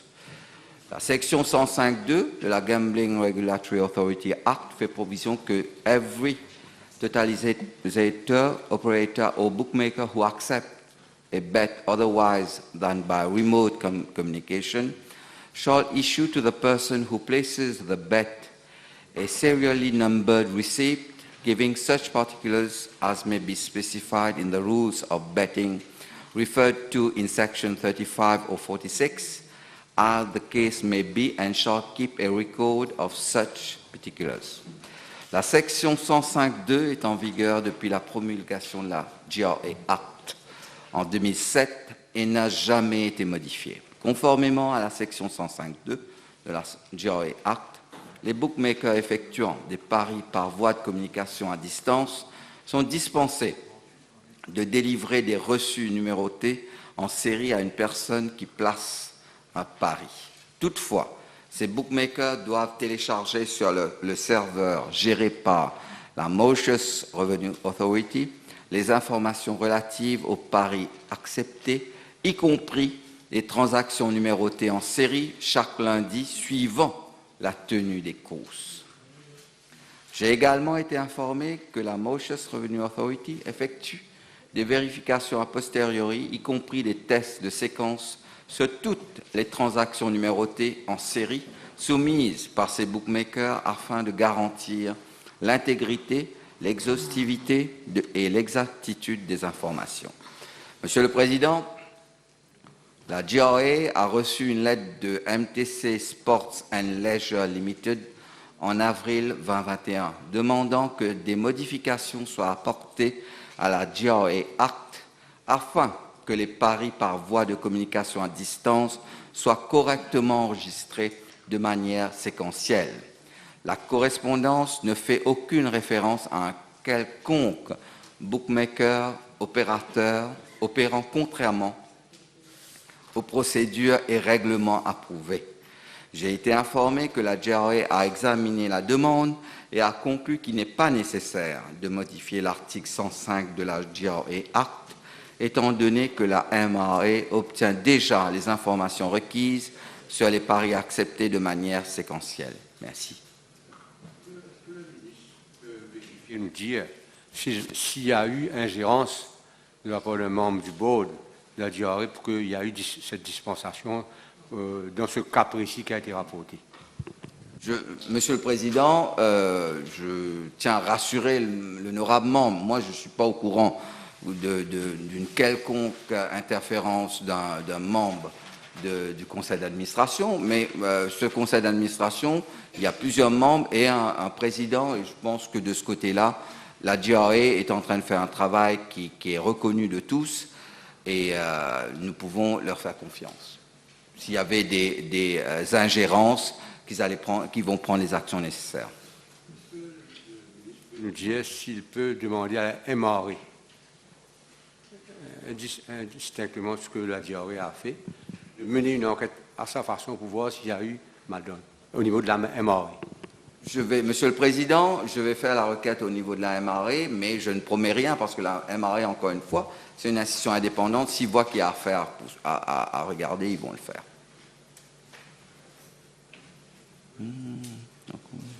Est-ce que le ministre peut informer la Chambre donner la garantie après enquête que SMS Pariaz n'a pas eu? Je demande, c'est à vous de voir, de vérifier. Moi, je suis parlementaire, je demande. Est-ce que le ministre peut demander aux autorités concernées de voir, soit lui-même peut faire des enquêtes à son niveau, aux responsables, que de voir si SMS Pariaz, qui est très proche. Non, là vous allez trop loin. Là. Go to your question. SMS Pariaz n'a pas eu des faveurs directement de la GRA. Monsieur le Président, avec votre autorisation, je vais faire la demande à la MRA et à la GRA pour assurer l'honorable membre et je reviendrai au Parlement avec les réponses. Honorable Bagwan, move to your next question. B724. Monsieur le Président, j'ai été informé par la Mauritius Revenue Authority que tous les opérateurs de paris sont connectés au serveur central de la MRA. Au regard de la connectivité avec le serveur, j'ai été informé par la MRA que tous les bookmakers qui prennent les paris sur les courses hippiques locales sont actuellement connectés au Gambling Regulatory Authority Betting Control System. Les bookmakers offrant des paris à cote fixe sur les courses de chevaux locales et sur les matchs de football à l'étranger soumettent les données sur les paris en temps réel par le biais du serveur central de la MRA. Toutefois, en ce qui concerne les opérateurs de paris offrant des paris par communication à distance et les totalisateurs, ces opérateurs chargent les données sur les paris pour chaque journée de course hippique à Maurice sur le serveur de la MRA chaque lundi suivant la journée des courses. Merci. I know from the minister whether he has been informed by the MRA, whether there have been any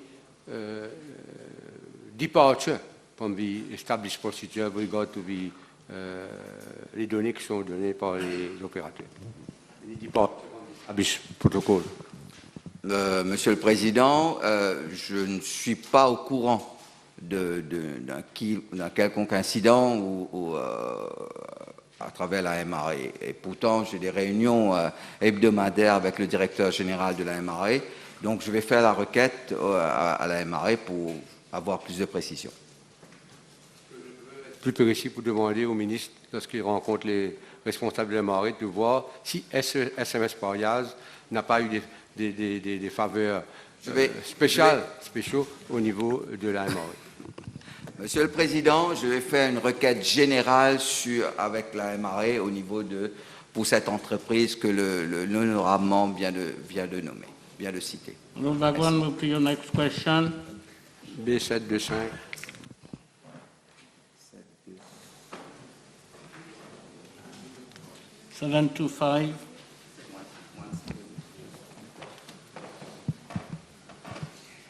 Monsieur le Président, j'ai été informé par la Gambling Regulatory Authority que le président et les membres du conseil d'administration de la GRA sont nommés conformément à l'article 5 de la Gambling Regulatory Act. Monsieur DB a été nommé membre du Gambling Regulatory Board le 30 janvier 2015.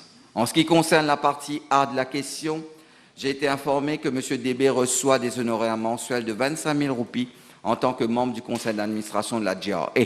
En ce qui concerne la partie B de la question, M. DB est membre de 3 sous-comités, à savoir le Human Resource Committee en tant que président, l'Audit and Risk Committee en tant que président et le Corporate Governance Committee en tant que membre. Je dépose les informations, la composition du conseil d'administration et des sous-comités et aussi des fees annexes. Merci. You have a supplementary? Je peux demander au ministre, can I ask the minister whether the member of the board members are entitled to run an organization taking decision on a day-to-day basis, apart from sitting from the board, whether cases have been reported to him where Mr. Debi has been acting as if he was the super director general of the Monsieur le Président, je tiens à rassurer l'honorable membre qu'à ma connaissance, il n'y a pas de cette sorte d'ingérence de M. DB au niveau de l'institution. C'est un membre du conseil d'administration, il fait son travail, il est président de 2 sous-comités et encore une fois, il y a plusieurs membres et un président sur ce conseil d'administration qui font leur travail et à ma connaissance, il n'y a rien comme ingérence. Next question, Honorable David. No, it's enough. Sufficiently canvassed. Honorable David.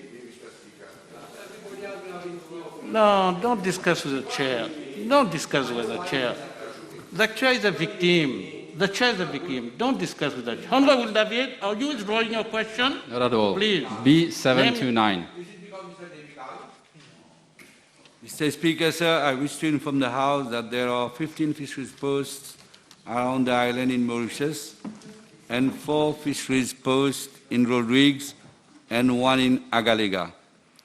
Regarding part A of the question, I'm informed that presently there are 167 officers in the Fisheries Protection Service in Mauritius and 30 officers in Rodrigues working on a shift system. In Mauritius, the Fisheries Protection Service has 2 shifts in 24 hours starting from 8 hours to 16 hours, followed by the second shift from 16 hours to 8 hours on the following day. In Rodrigues, the Fisheries Protection officers work on a shift system which is 24 hours in and 48 hours off. With your permission, I'm tabling the details of the numbers of fisheries posts and fisheries protection officers attached thereto. Mr. Speaker, sir, regarding Part B, I'm informed that presently the Fisheries Protection Service of my ministry is equipped with 16 patrol boats, Moreover, there are 3 speedboats attached to Grand Gobe, Crown River Southeast, and Mayberg Fisheries Post, which are in the final stage of repairs and will soon be in operation. With regard to patrol vehicles, my ministry has 8 vehicles in the Fisheries Protection Service, which are located as follows: East, 1, Southeast, Mayberg, Blue Bay, and the free flying squads and the Port State Control Unit. Each section has got 1 vehicle for operation. Ideally, each fisheries post, I understand, should have 1 patrol boat and 1 patrol vehicle for efficient delivery of service and to attend to any complaint. The fact that we have only 8 vehicles, they are located with a view to cover the whole island. Unfortunately, with the 8 vehicles, it's practically impossible to equip all fisheries posts with 1 vehicle. Additionally, I'm informed that we have 5 more vehicles awaiting repairs at the Ministry of National Infrastructure and Community Development. For efficiency gain, this service needs to be revisited, taking into consideration the new challenges. My ministry would ensure that all fisheries posts are provided with adequate manpower, patrol boats and patrol vehicles wherever needed to cover the whole island in this financial year, although funds are limited. I'm tabling the details of the above information in Mauritius and Rodrigues respectively. Thank you, Mr. Speaker, sir. According to the budget 2021-2022, there is no planned increase in the staffing of our Fisheries Protection Service in between last financial year and the newly started one, while the number of registered fishermen is meant to increase from 1,800 to 2,300, considering the announced additional 500 fishermen cards, which is, by the way, a positively welcome measure. Knowing that our fisheries posts are already suffering from a lack of staff as at now, may I know from the Honourable Minister how he expects our fisheries officers to execute their actual and increasing duties? Mr. Speaker, sir, I understand. With the announcement of 500 additional fishers, it is normal that the pressure on our fisheries protection officers will increase. My ministry will also start, as in Rodrigues and awareness program, where the fishers themselves also take responsibility with regard to surveillance and to denounce illegal fishing. It's working really successfully in Rodrigues, where the fishers are called upon for surveillance themselves and to denounce to the fisheries protection officers any illegal activity. So this will be one of the measures. Otherwise, we are working in hand with the National Coast Guards, because I understand, Mr. Speaker, we need to revisit, as I said, this service of this enforcement section to make it more vibrant and dynamic. So right now, whenever we need extra manpower in cases of emergencies, we collaborate with the National Coast Guard as well as the Flying Squad. The Fisheries Protection Service is the enforcement arm of the Ministry of Blue Economy for control of fishing activities in our coastal and economic waters. However, I'm almost sure, Mr. Speaker, sir, that should a fisheries protection officer walk in this chamber right now, almost none of our members would recognize his or her uniform. May I ask the Honourable Minister whether he doesn't share my view that it is high time to empower these essential officers by not only equipping them more, but by officially gazetting their working uniform? Mr. Speaker, sir, I understand that during the last 2 years, there was a problem with le syndicat, comme on dit, des officiers du ministère de la Pêche. But this has been resolved, and last month, all officers have been provided with their uniforms. Next question, Honourable David. B730. Mr. Speaker, prior to June 2021, the policy of my ministry was to provide assistive devices in kind, such as hearing aids, spectacles, wheelchairs, and dentures on a means tested basis to applicants whose household income do not exceed 30,000 rupees per month. For a better and timely service delivery, since June 2021, my ministry has adopted a new policy which is to provide assistance in cash instead of assistive devices in kind to beneficiaries. With regard to Part A of the question, funds for the provision of wheelchairs were earmarked in my ministry's budget as follows: 9 million in financial year 2020-2021, 10 million in financial year 2021-2022. With regards to Part B of the question, I'm informed that for financial year 2020-2021, 595 beneficiaries have received wheelchairs from the ministry. Under the new policy, to date, 54 beneficiaries have benefited from assistance in cash instead of wheelchairs in kind. With regards to Part C of the question, the eligibility criteria to benefit from wheelchairs are as follows: the household income threshold should not exceed 30,000 rupees monthly, and the applicant should produce a medical certificate from a medical practitioner certifying the need for wheelchair. Thank you. Mr. Speaker, sir, I took note of a cabinet decision dated 26 March 2021, whereby the Ministry of Social Security is now providing, as the Minister mentioned, cash grant instead of assistance in kind to beneficiaries of wheelchairs. May I know from the Honourable Minister, how does this new procedure work exactly, and whether the Honourable Minister does not think that this new protocol may be un véritable parcours du combattant for some of our vulnerable and disabled persons?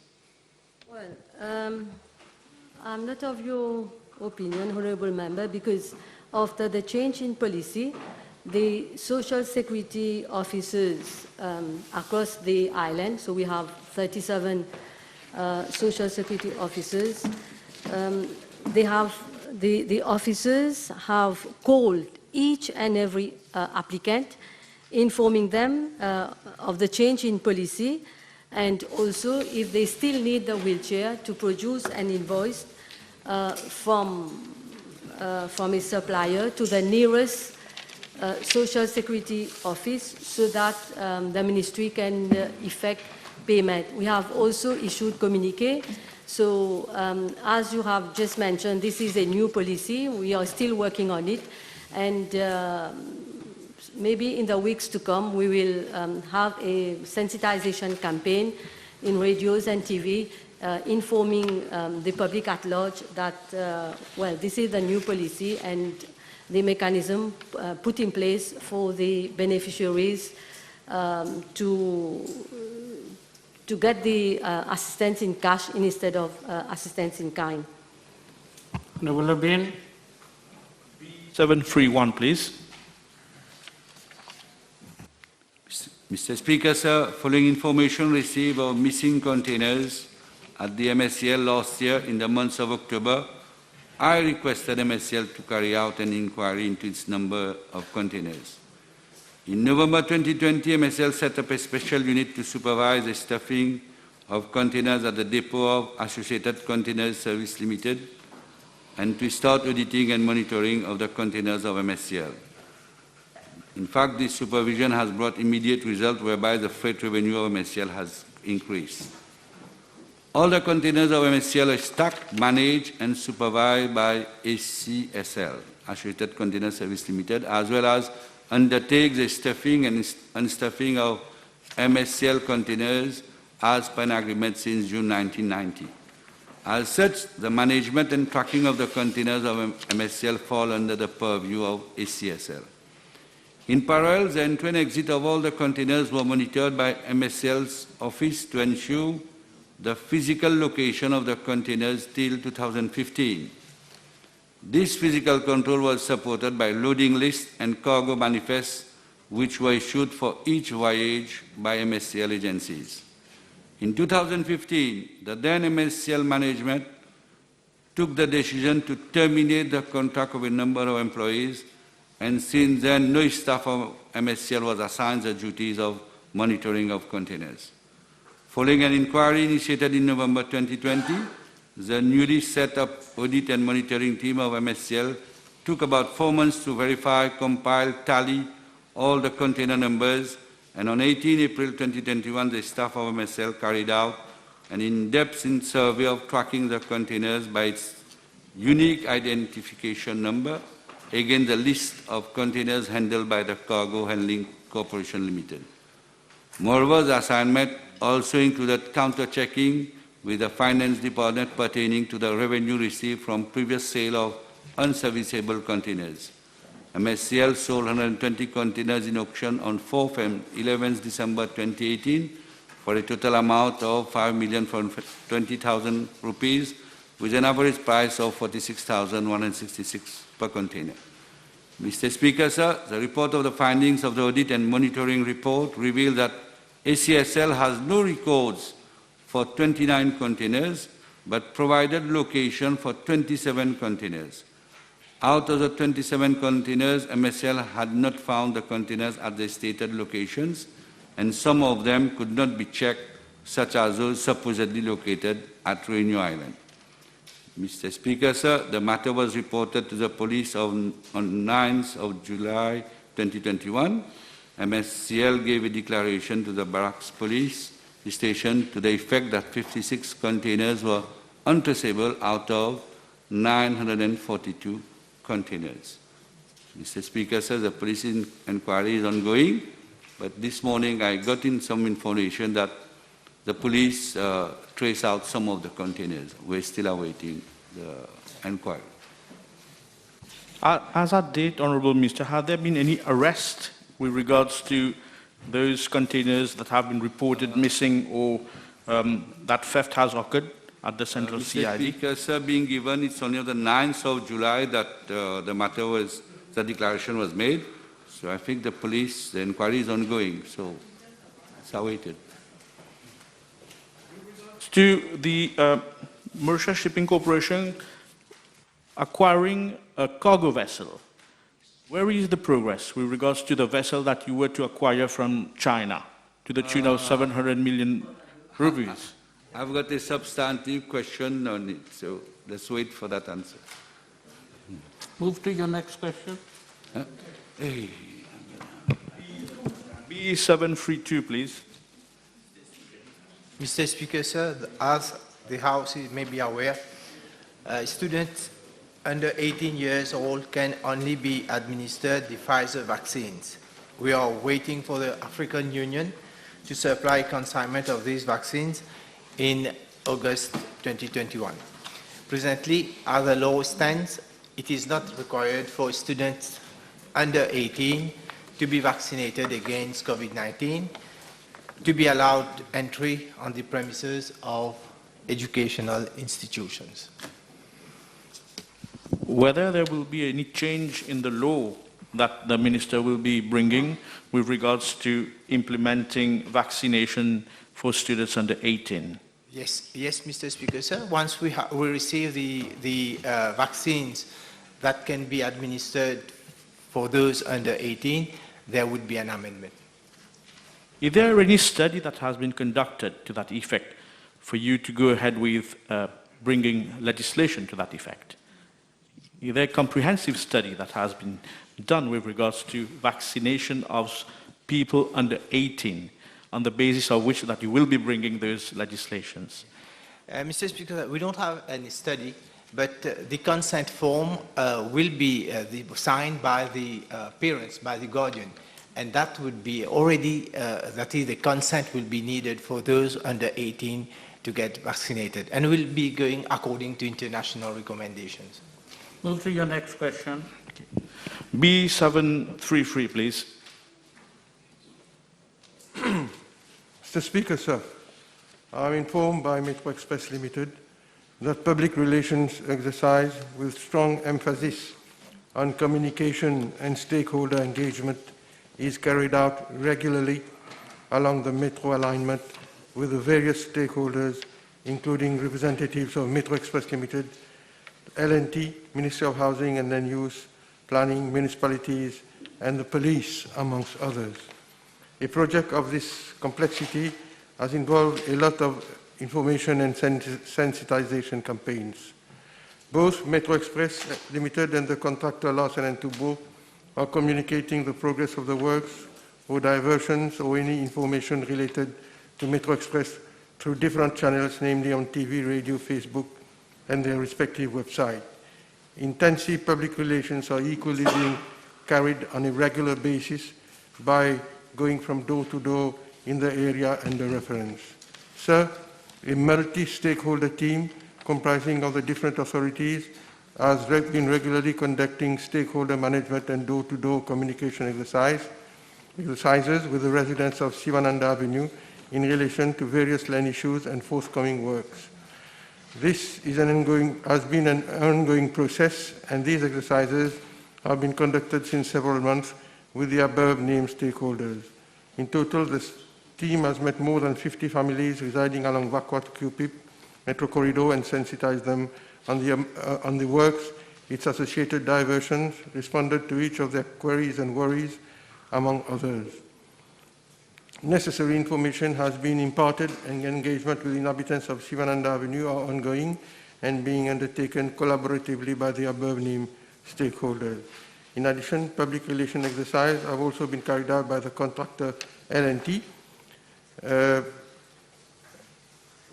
Flyers have been prepared and distributed to the inhabitants so far by Larsen & Toubro. Extensive communication has also been done through different channels, namely on the MBC, on the Facebook page of Metro Express, and social media. Mr. Speaker, sir, in that connection, a public relation exercise started in June 2020 from Sadali Junction to Jambu Roundabout in view of disseminating information on the Metro Express project to the inhabitants. Some inhabitants were present during the public relation exercise, which was held also in the presence of His Worship the Mayor, Mr. Ramburn, elected members of constituencies number 15, 16, 17, as well as all stakeholders of the project. Moreover, L&T has also set up a hotline for the region of Vakwa and QPIP to receive complaints from the public. A dedicated site manager is also in constant contact with the residents and businesses to update them on ongoing works and any cropping issue. Furthermore, weekly monitoring meetings are held under my chairmanship at the level of the Municipal Council of Vakwa Phoenix to collaboratively resolve all issues. Sir, the Metro Express alignment passes on Sivananda Avenue from QPIP to Vakwa, which is a classified road and does not fall under the aegis of the Municipal Council of Vakwa Phoenix. In that regard, major constructions are ongoing, and at certain locations, the roads are closed to undertake works such as diversions of utilities. These works are undertaken only after a proper traffic diversion plan has been set up and approved by the authorities, namely my ministry, the TMRSU, the NLTA, and police. I am informed that there are other associated works to the Metro Express project, such as the diversion of traffic and the laying of undergrounding high-tension cable, which are being carried out on non-classified roads, which fall under the aegis of the Municipal Council of Vakwa Phoenix. The contractors who have been entrusted the works are reinstating the said roads as and when required. As a consequence, the final reinstatement would be implemented by the L&T. Works associated with the Metro Express project will be borne as part of the project. May we know from the Honourable Minister, why at the level of the Municipal Council of Vakwa Phoenix we do not have a dedicated desk with regard to this specific project, as it has been the case with the Municipal Council of Bobassa Rosil to that effect? But I understand that in the weekly meeting that is being conducted at the Municipal Council of Vakwa Phoenix, the Mayor is present, Mr. Speaker, sir, and several inhabitants come to make the complaints that they have to make to this committee and to the Mayor. And may we know why honourable members from this side of the House are never invited in the sensitization campaigns or meetings with the inhabitants? Why is it so? Because I understand the members of the opposition are very active on the terrain.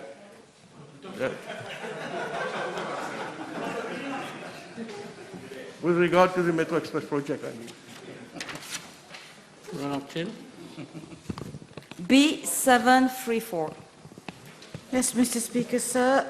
Following the installation of the CCTV camera at the Cap Malheureux Relay Centre, appropriate training was provided to administrative officers of the Relay Centre on how to interact with the system, including viewing, playback, and saving images of the incidents. The recordings and footages are viewed through the monitor through a VGA HBMI port 19 found in the administration office of the Relay Centre. The system has also been configured on the mobile phones of the acting officer in charge of the Relay Centre and on that of a coordinator of the National Children's Council, who monitors the Relay Centre on a daily basis. Thank you, Mr. Speaker. According to my information, several times the officer in charge has deleted certain sections of the CCTV camera footage. Would the minister tell us if her ministry intends to initiate an inquiry in regard to such manipulation and or any other manipulation thereof? Thank you. Mr. Speaker, sir, as I am informed that manipulation of CCTV images are not possible, but once again, should there be a matter of concern raised by the honourable member, I shall look into it and get back to the House on the matter. Thank you.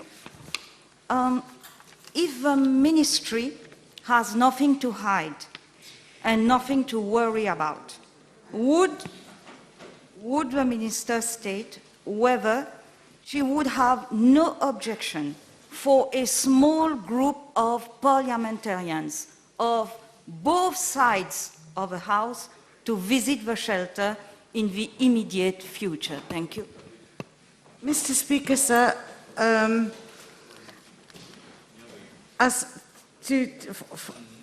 very straightforward answer would be a big no.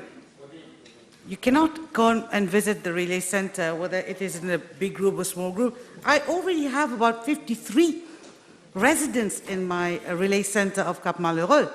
So adding to that would actually go beyond the number of 50 and crowd the place up. And besides, if you presented a motive or a reason for the visit, I could study the proposal and get back to you. Next question. Thank you, Mr. Speaker. B735, please.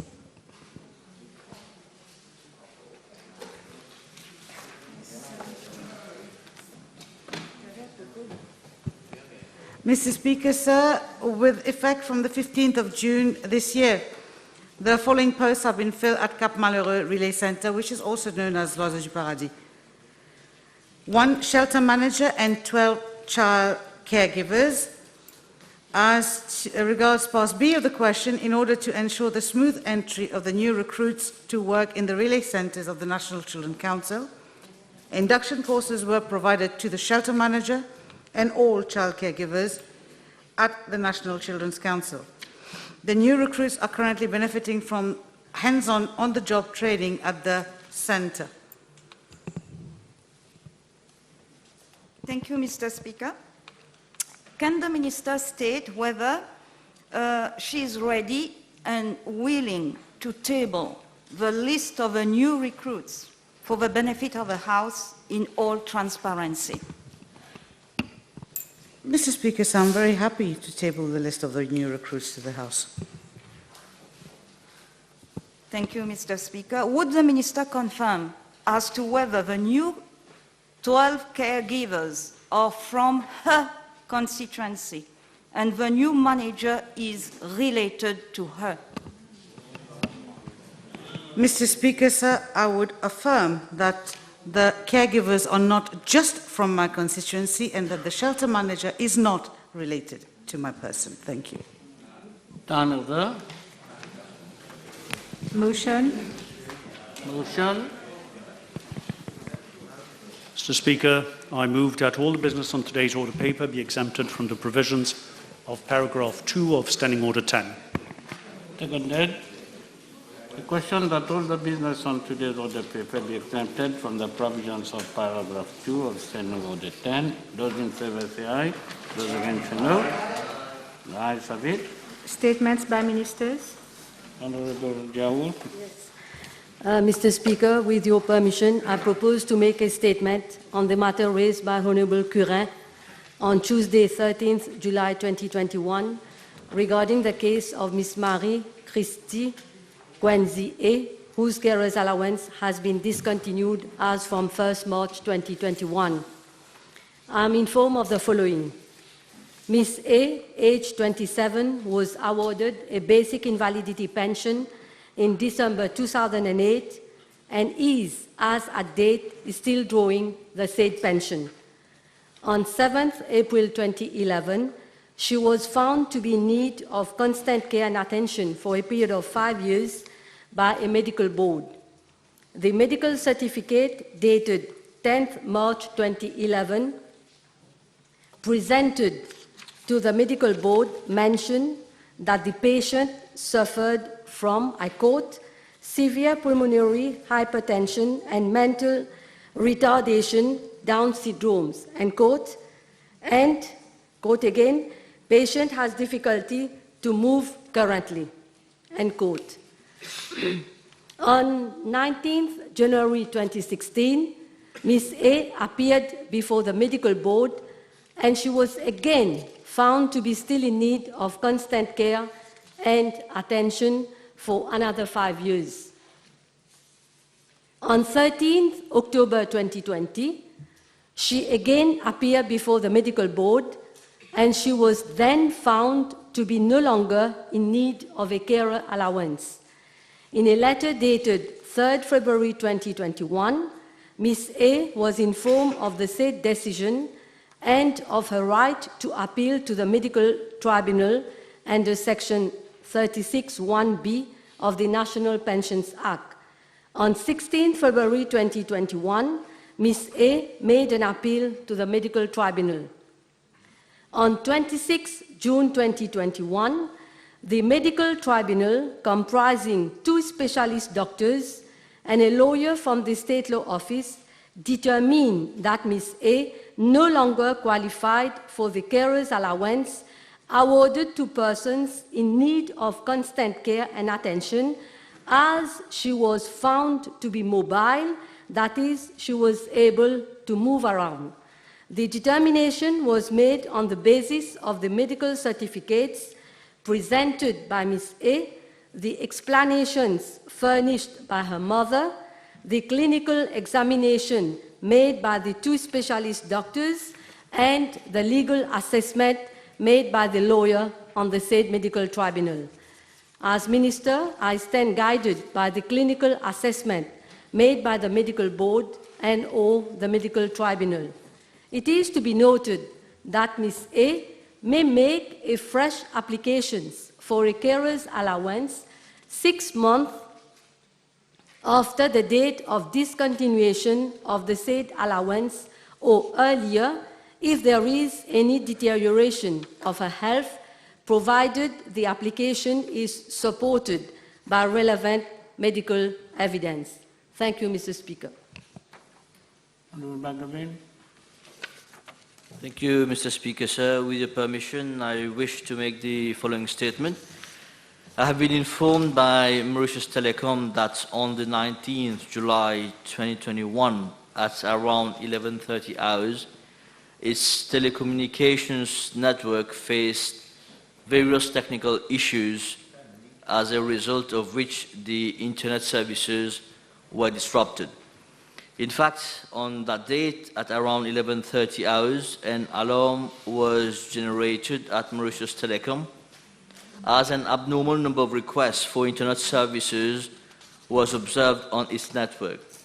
Investigations carried out showed that there was a series of distributed denials of service that we call the DDoS attacks originating from abroad.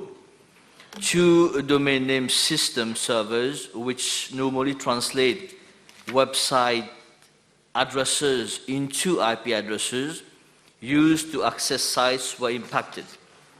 Mauritius Telecom immediately reviewed its defense policies on its platforms, and internet services were restored at around 16:30 hours on the same day.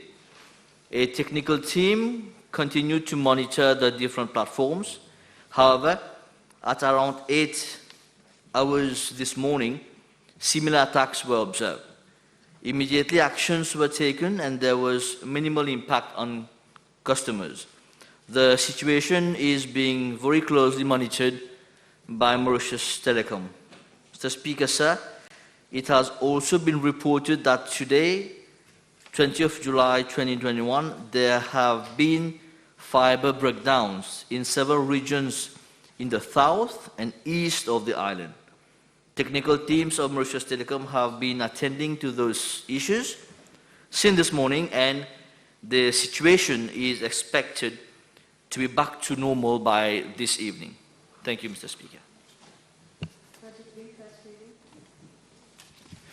Mr. Speaker, sir, I move that the Finance Bill number 13 of 2021 be read a first time. Seconded. I'll suspend the sitting for half an hour.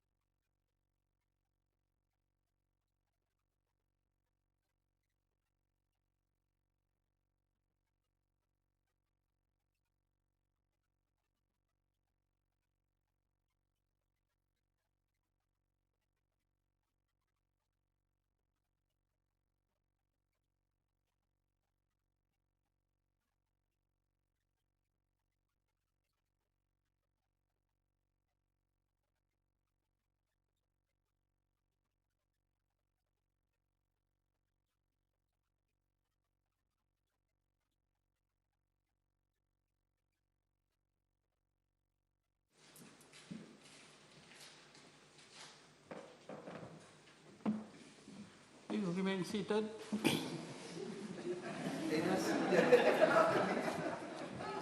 Public Bill, second reading. Honourable Minister. Mr. Speaker, sir, with your permission, I move that the Institute of Technical Education and Technology Bill, number 1 of 2021, be read a second time. The bill, Mr. Speaker, sir, provides for, firstly, the setting up of the Institute of Technical Education and Technology to operate and manage technical education centres, and secondly, opportunities and pathways to students pursuing studies in technical and technology education. Mr. Speaker, sir, to pave the way to Vision 2030 and strengthen a whole of education national reform, Government took a bold step towards the reform of the technical education in the Government Programme 2020-2024. This calls for the setting up of the Institute of Technical Education and Technology to create more opportunities and pathways for students to pursue studies in technical education.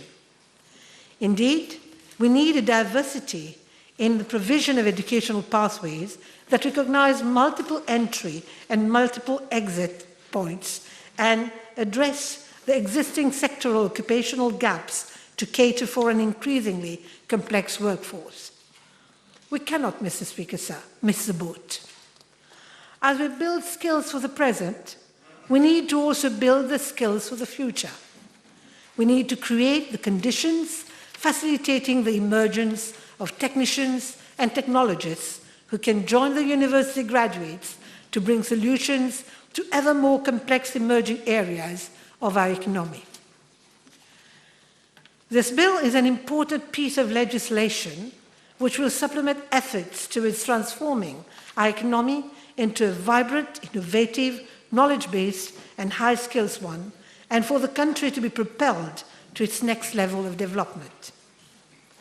Consensus today exists that we have to respond to the changing and unpredictable labour market needs, particularly now in the wake of COVID-19 pandemic. The COVID-19 pandemic has taught us all too well that exogenous shocks to our economy and our very fabric of life can come in any form and at any time. Building the skills to be resilient in the face of uninvited changes cannot be relegated to future generations, Mr. Speaker, sir. Globally, it is widely recognized that the development of technical skills plays an important role in the social and economic development of nations. Long-established nations realize the veracity of this since quite some time, while emerging economies and developing countries aiming to transition into high-income economies are also working towards the transformation of their educational ecosystems so as to facilitate this shift towards an advanced technological and skill-based economy. Mr. Speaker, sir, in this respect, countries like Singapore and South Korea have actively channeled secondary school students towards high-quality technical education to meet the higher-order manpower needs of the economies.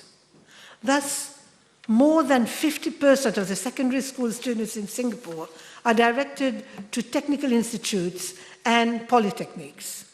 South Korea, for its part, is introducing incentives to enroll 29% of its secondary level students into technical education by 2022. And what about Finland, renowned internationally for its excellent education system?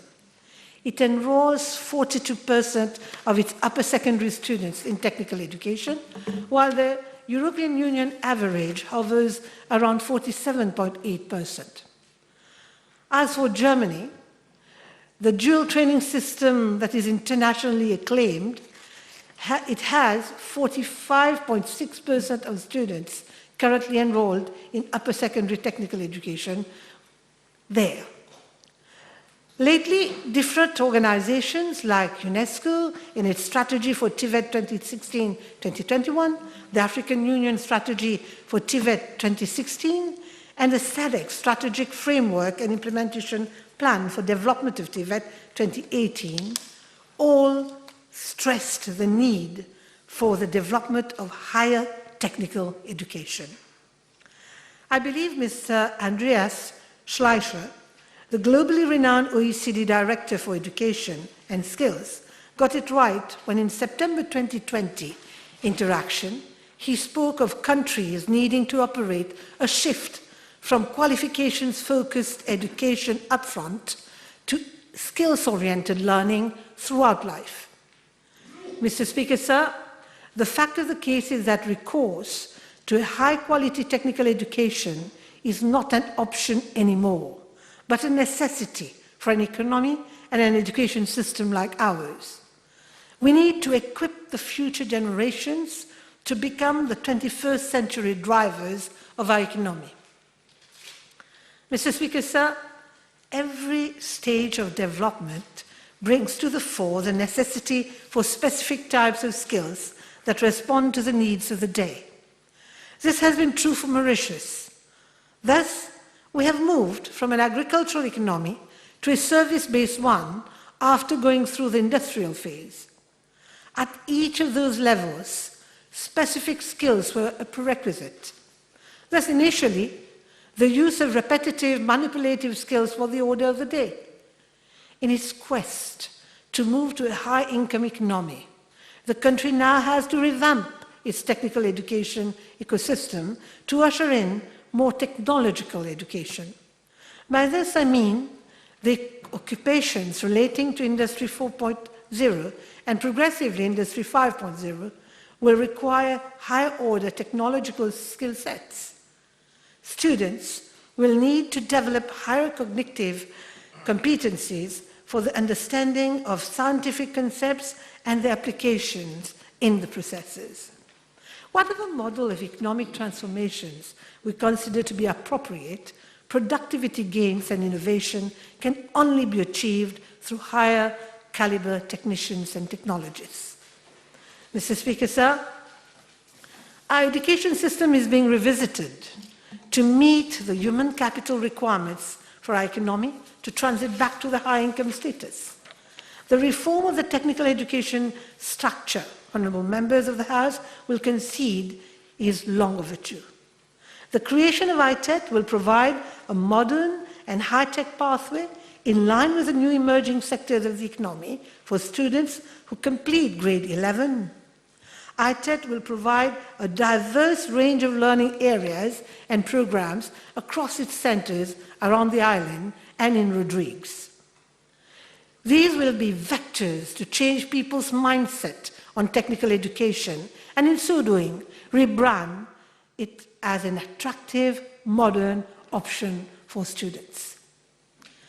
While students may choose to join the labour market following completion of their programs at the ITET, they will have the option to articulate into the polytechnics for further higher level technical education. Mr. Speaker, sir, what this government seeks to create with the ITET is to provide a comprehensive pathway for students who may wish to embrace a practice-based, career-focused approach to education, and at the same time, providing the flexibility for students to exit and re-enter the system at ease. Until now, this was the missing link, Mr. Speaker, sir. What we need in this country is not an endless debate that pits technical education against academic education.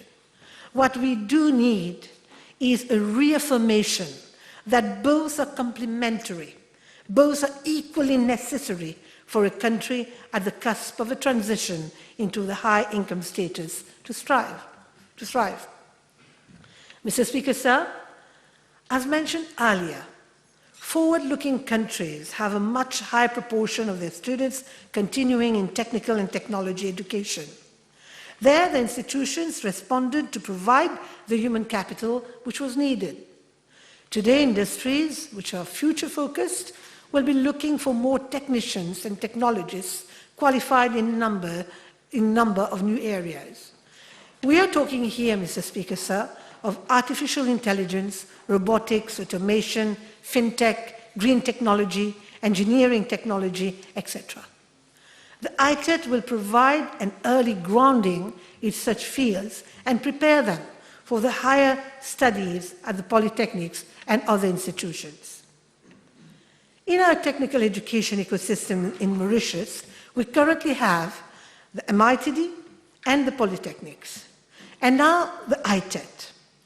While the MITD is responsible for vocational training for students after grade 9 and reskilling of workers under the Ministry of Labour, the Polytechnics Mauritius, under the aegis of my ministry, provides for niche and specialized high-quality technical education.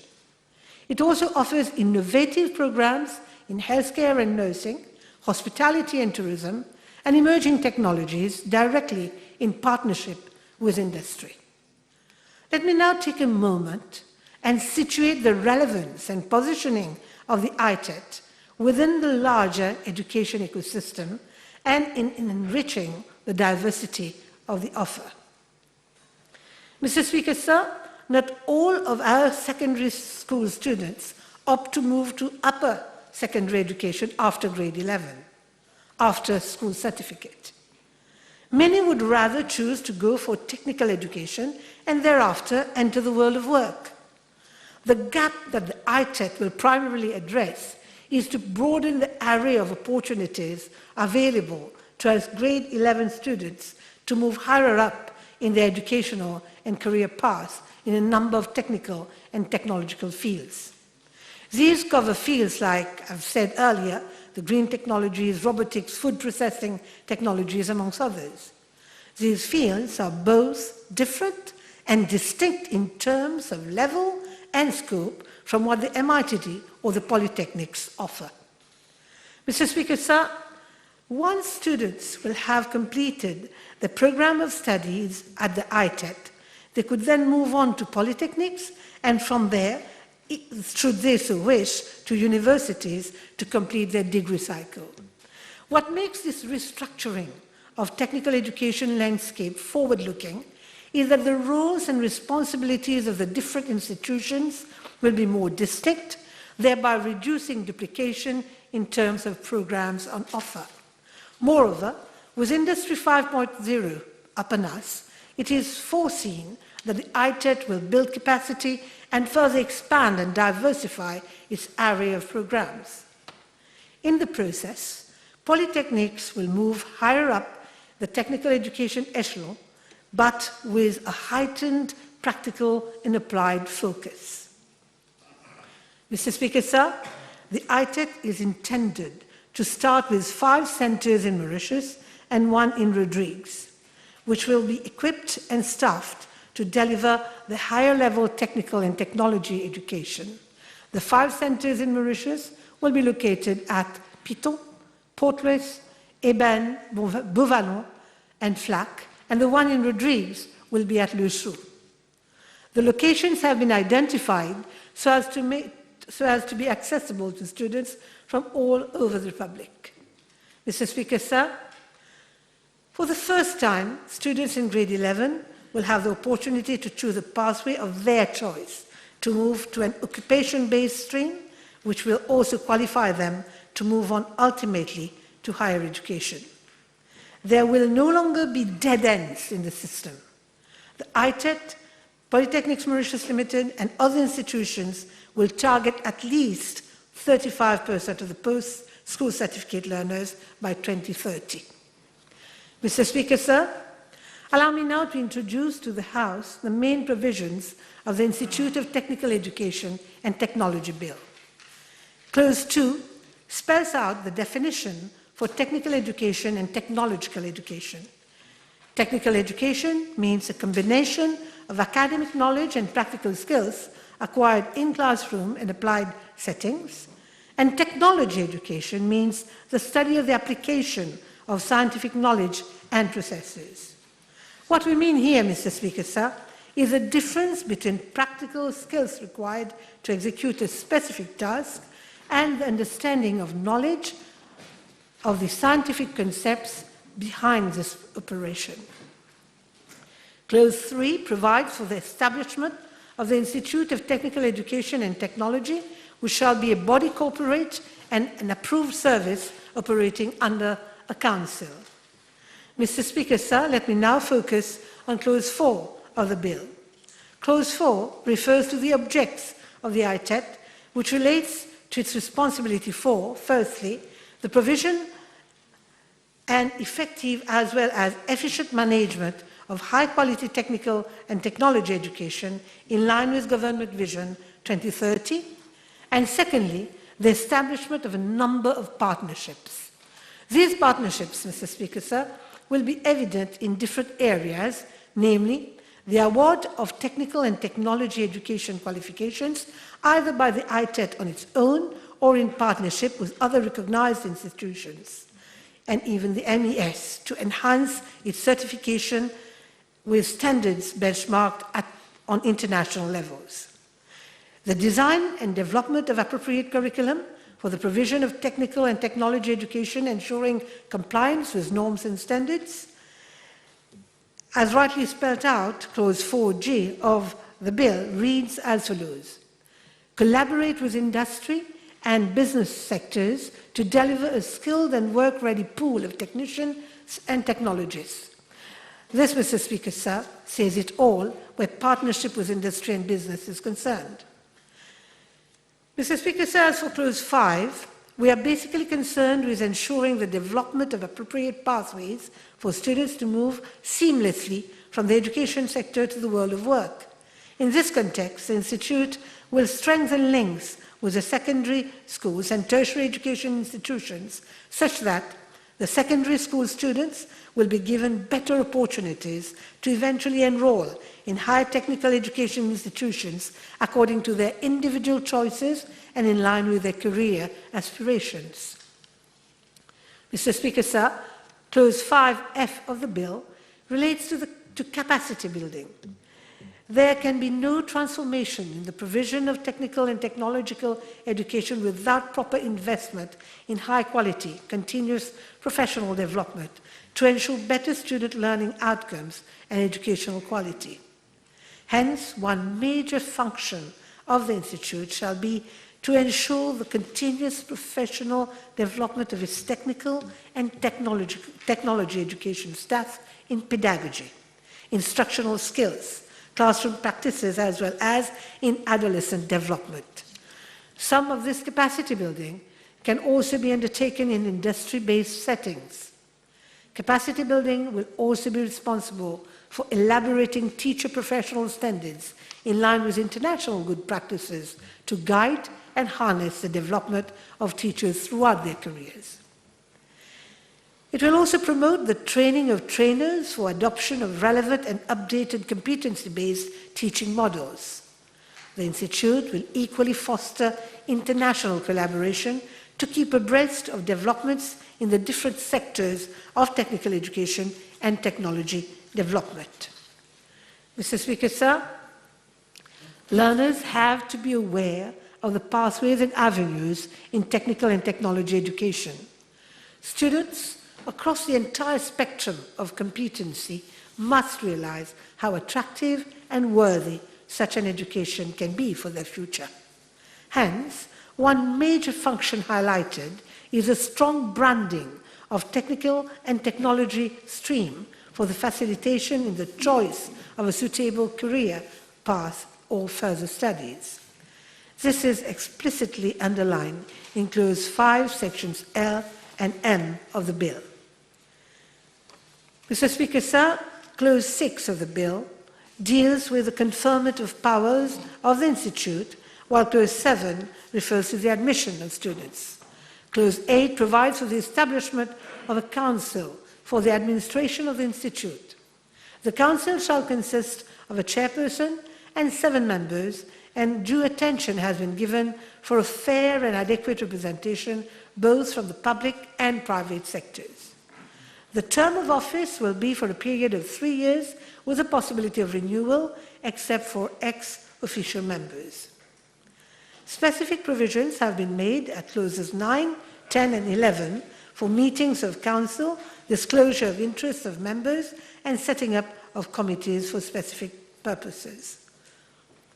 Mr. Speaker, sir, Clauses 12 and 13 make provision for the establishment of an academic committee which will act as an academic body of the Institute in preparing academic, professional, technical and technology programs and courses. It will also advise and make recommendations to the Council on all academic matters, including the control, general direction and management of examination and research facility. Mr. Speaker, sir, as provided for at clause 14, the Institute will be placed under the administrative responsibility of a director to be appointed by the Institute of Technical Education and Technology Council for the execution of the decision of the Council and for the control and management of the institution. Clauses 15 to 18 are standard clauses and provide for the delegation of power to the director with regard to activities of the Council and the appointment and conditions of services of employees. The Institute may, on such terms and conditions as it may determine, appoint such employees as it considers necessary for the proper discharge of its functions. Mr. Speaker, sir, provision is made at clause 19 for the powers of the Minister who may give written directions of a general character to the Council in respect of its activities. I'd like here to stress that we are talking of written directions and not verbal ones. This should allay whatever concerns or apprehensions that may exist with regard to extraneous pressure. In fact, this clause shows the commitment of this government to ensure transparency and accountability in the management process of the Institute. Mr. Speaker, says the Institute will need resources to finance its activities. In this context, clauses 20 to 26 are standard ones which make provision for management of finance and accounts of the Institute. Clauses 27, 28 and 29 relate to the miscellaneous provisions of the bill, which include offences, legal proceedings and promulgation of regulations. Clause 30 pertains to amendments to be brought to the first schedule of the Public Procurement Act and Statutory Bodies Act. The Institute will need to comply to the provisions of the Public Procurement Act and will be an approved service. Mr. Speaker, sir, the setting up of the ITET needs to be made without delay. This will be done as indicated at clause 31 through the vesting of 6 centres of the MITD to my ministry as specified in the schedule of the bill, namely the Professor Upadhyay Training Centre in Pito, the Knowledge-Based Training Centre in Port Louis, Sir Ramparsad Niranjan Training Complex, East Wing, CITEC at Eben, Lycée Polytechnique Sir Guy Forget in Flac, Le Chou Multipurpose Centre in Rodrigues, and Technical Education Centre in Construction at Buvalo. These centres will be re-engineered into high-level technical education centres. Mr. Speaker, sir, under the transitional provisions, provision has been made for the assets of these training centres to be vested in the ITET. It is to be pointed out that the staff who are currently working in these centres will remain on the establishment of the MITD, retaining all their rights and privileges according to their conditions of service. However, they can apply to fill posts advertised by the ITET in line with its staffing requirements. Mr. Speaker, sir, let me now conclude my intervention. We believe that redesigning and providing a new orientation for the technical education sector is a matter of pressing urgency if we wish to develop an agile workforce to match the requirements of the economy. I wish also to emphasize that this bill is future-focused and the ITET will serve as a means to promote a unified, sustainable and technologically advanced public network of technical education centres. These will provide work-based, on-campus and even online technical education across the country and beyond.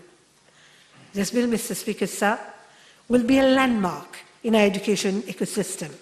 It proposes to enhance the attractiveness of technical and technology education as an item uppermost on our agenda. It comes at an opportune time in that it gives to the technical education its rightful place and serves to embed it in our entire education reform agenda. The wheel, Mr. Speaker, sir, will now come full circle. With these words, Mr. Speaker, sir, I commend the bill to the House, and I thank you for your attention. Seconded.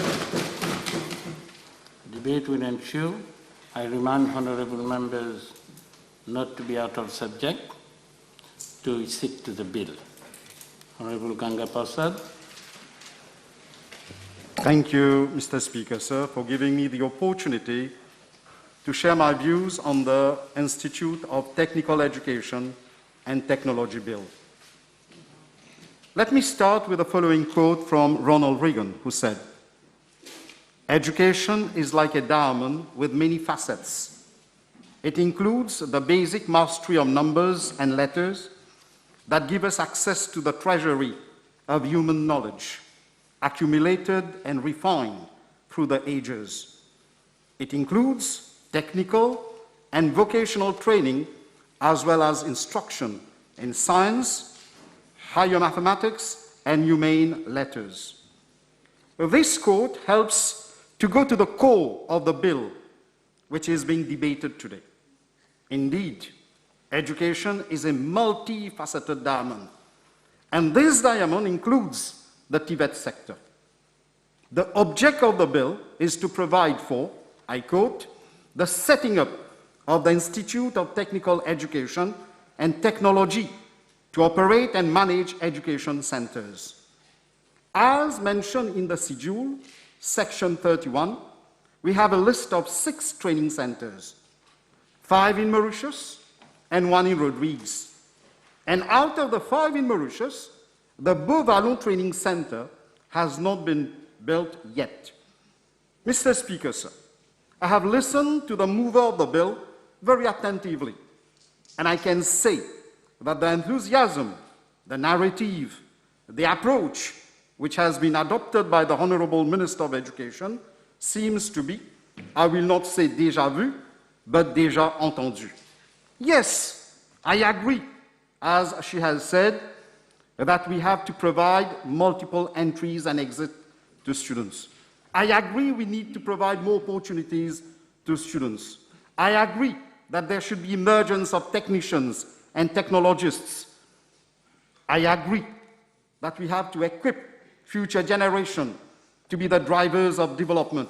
We need to revamp the technical development. Reform of the technical education has to take place. We need rebranding. We agree with all this. But while presenting the Skills Development Authority Bill, she said, let me quote, "Our public institutions operating in the TVET sector have well-defined statutory objects and functions, each fulfilling the roles ascribed to them, whilst the HRDC is mainly responsible for the planning of the human capital development. The MQA, for its part, is tasked with the registration of training providers, accreditation of programs, and maintaining a national qualification framework, the main public training service providers being the MITD and Polytechnics Mauritius. In 2019, we were told that the MITD and Polytechnics Mauritius were the main public training service providers. 2 years later, in 2021, a new institute, the ITET, is going to be set up. What will the ITET do? The aim of the ITET is, I quote, "to operate and manage technical education centers." Why? In the explanatory memorandum, we read that the ITET will provide, I quote, "opportunities and pathways to students pursuing studies in technical and technology education." My overarching question is, isn't the TVET sector already taking care of technical and technology education? I said it, education is a multifaceted diamond, and this diamond includes the TVET sector. Why do we need a new player in a field where we already have established institutions fulfilling almost all the objectives mentioned by the mover of the bill in her speech some time ago? Not only today, But in the past also, the Honorable Minister had a similar narrative, and she had reassured us that the Tibet sector is already taking care of the training of our students. Now that she is trying to eulogize, laud, acclaim the ITET, I ask myself, which is which? Don't we already have existing opportunities and pathways to students pursuing studies in technical and technology education in the Tibet sector? Mr. Speaker, sir, in an answer to a PQ number B 387 by my colleague, Honorable Osman Mohammed, on 21st May 2019, regarding the educational reform, she said that, I quote, all this is being done along or simultaneously to ensure that by the time we reach the policy for 5 credits, that we have sufficient space in all our Tibet institutions for our students. I continue with a quote. I must add, we have courses for students leaving the secondary schooling, that is after grade 10, as well as from the age of 16.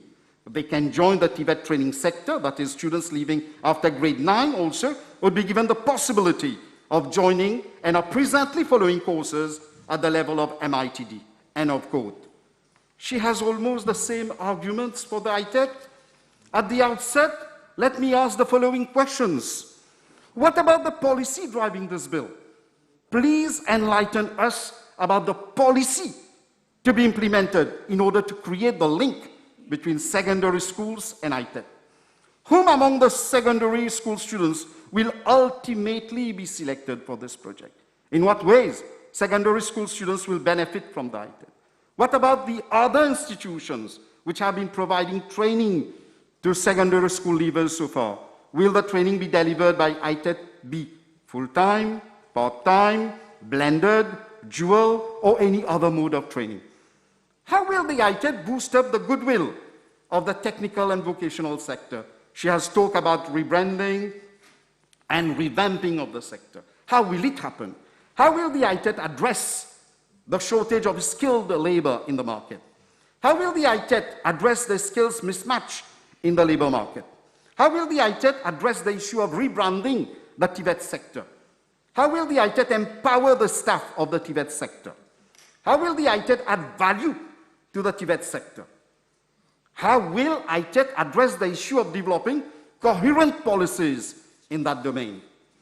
Mr. Speaker, sir, let me remind the House that the Tibet sector comprises of the Mauritius Polytechnics Limited and the Mauritius Institute of Training and Development, MITD, as public providers of technical and vocational education pathways for post-secondary students as from the age of 16 onwards.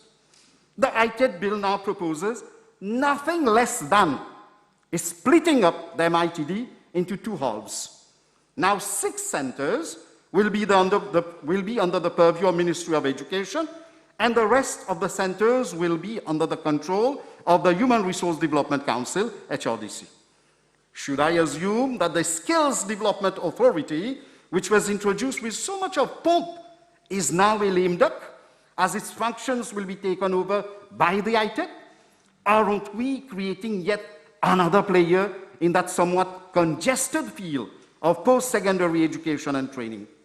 Is the creation of the ITET going to help greater coordination, planning, and resource optimization in these days when greater fiscal responsibility, rather than the mushrooming of agencies and institutions, would be expected?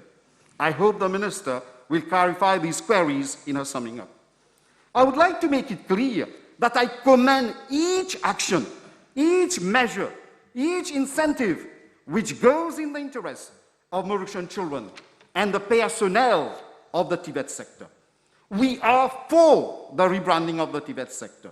We fully recognize that the Tibet is one of the key players in the educational sector, and we have to increase our intake at the level of the MITD and Polytechnics Mauritius.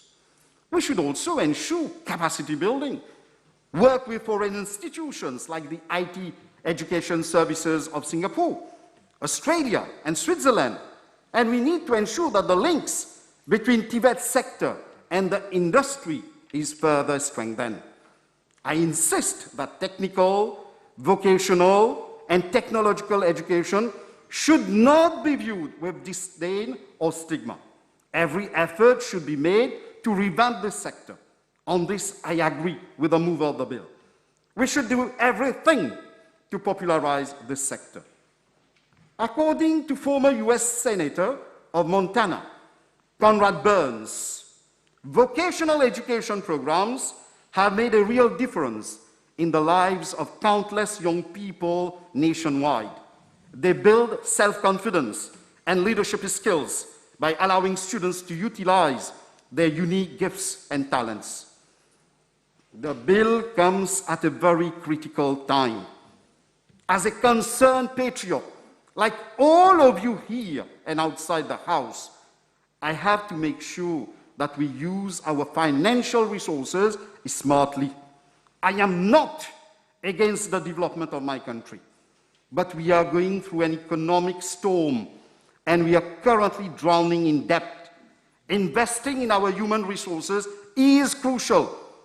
A conservative look is that the government's agenda for managing the sustainability of public finance do not bode well for the country's economic recovery in the near future.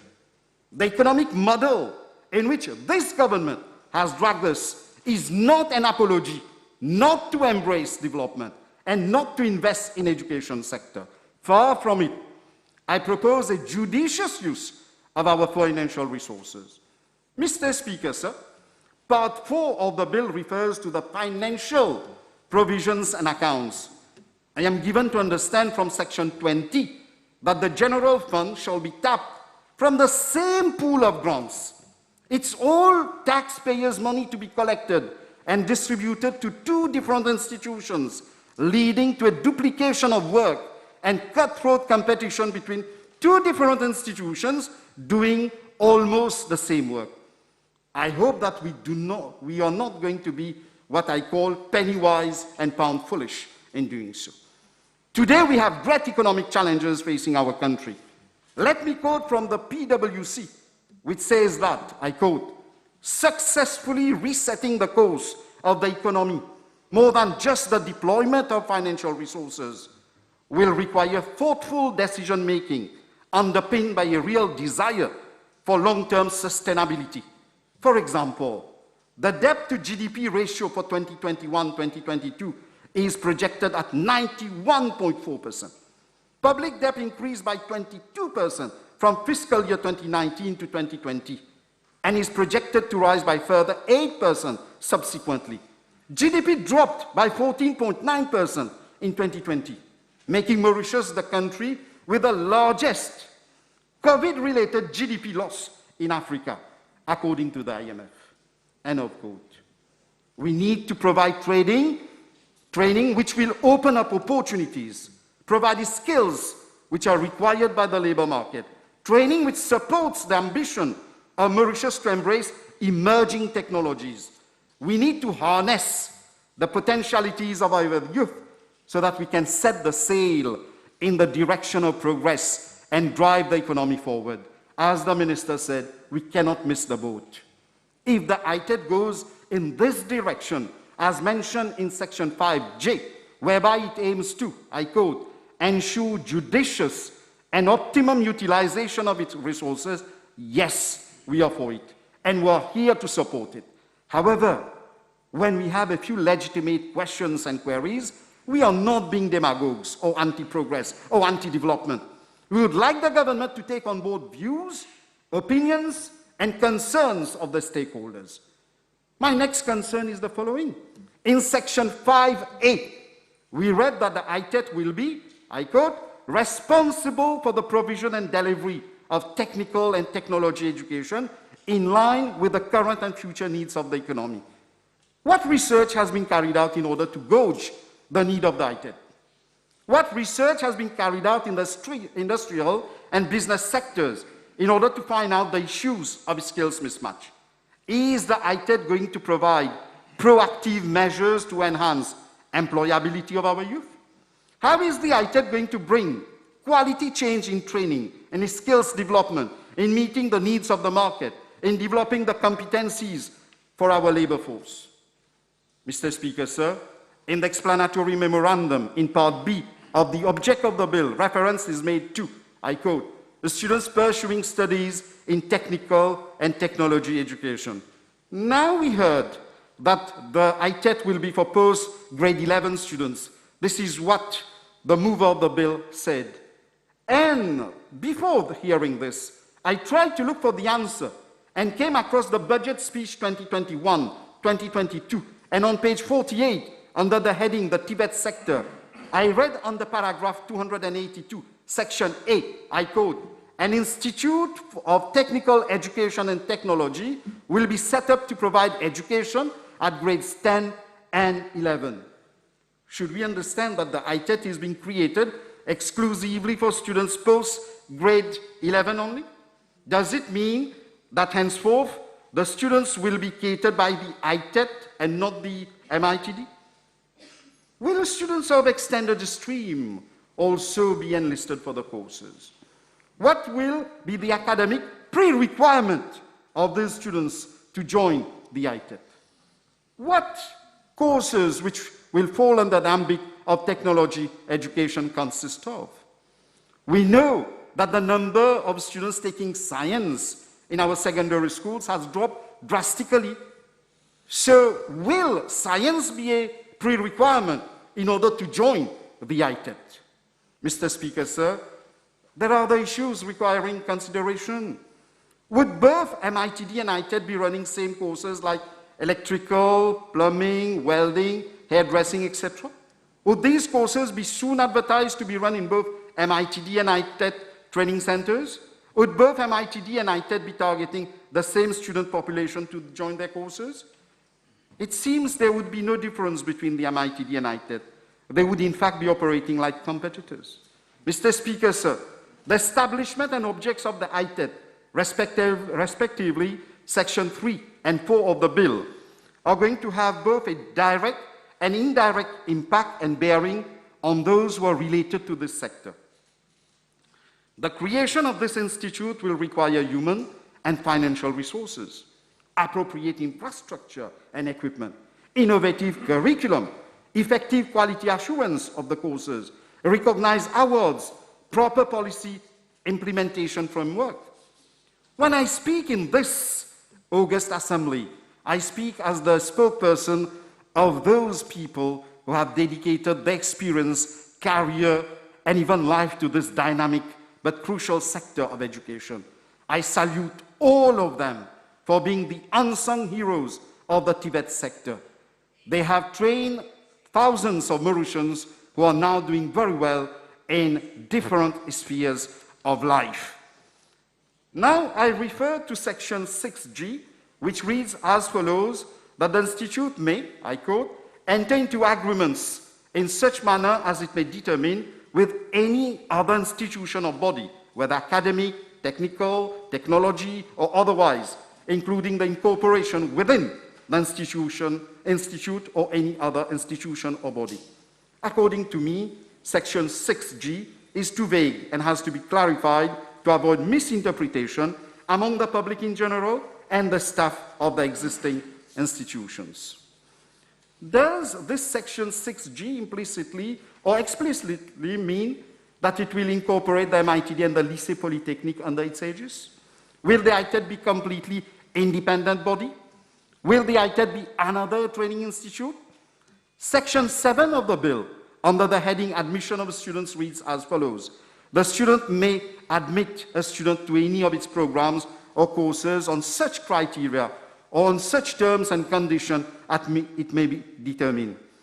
And I would like, in the days to come, or in your summing up, to have clearer guidelines regarding same.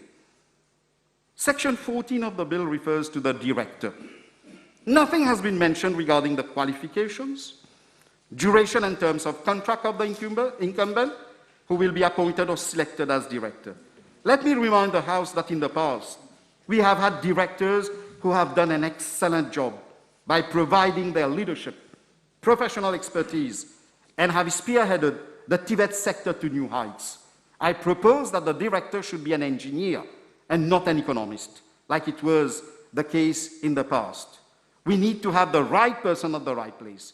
And I propose that the qualifications and experience of the director to be made clear, explicitly clear, so that the incumbent is someone who comes from the Tibet background. This provision should not be flouted. Mr. Speaker, sir, there are many employees and trade unionists who are worried regarding their future with the advent and implementation of the ITET. Mr. Speaker, sir, let me refer to another diamond of the Tibet sector, which is the Lycée Polytechnique FLAC. And it is one of the centers which the ITET is proposing to operate and manage henceforth. Let me remind everyone here that the Lycée Polytechnique FLAC was set up by the French government. Technical courses are conducted in French mainly. The students of the Lycée Polytechnique FLAC already have pathways leading to further higher studies in Mauritius, France, and elsewhere. We would like to know whether the French curriculum and system will still be the same under the ITET. Will French language, technology, and know-how still prevail under the ITET? If ever there will be changes, then will the staff of the Lycée Polytechnique FLAC be trained for the new curriculum and system? Like the other MITD employees, those of Lycée Polytechnique FLAC are worried about their future. It is up to the mover of the bill to reassure them. Try to conclude.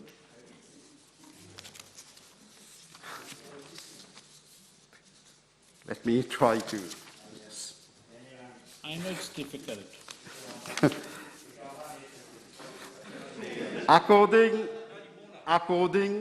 According to the author, historian, philosopher, Professor Yuval Noah Harari, from time immemorial, life was divided into two complementary parts, a period of learning followed by a period of working. In the first part of life, you accumulated information, developed skills, constructed a worldview, and built a stable identity. In the second part of life, you relied on the accumulated skills to navigate the world, earn a living, and contribute to society. Training is shifting from an activity undertaken before employment to a lifelong process now.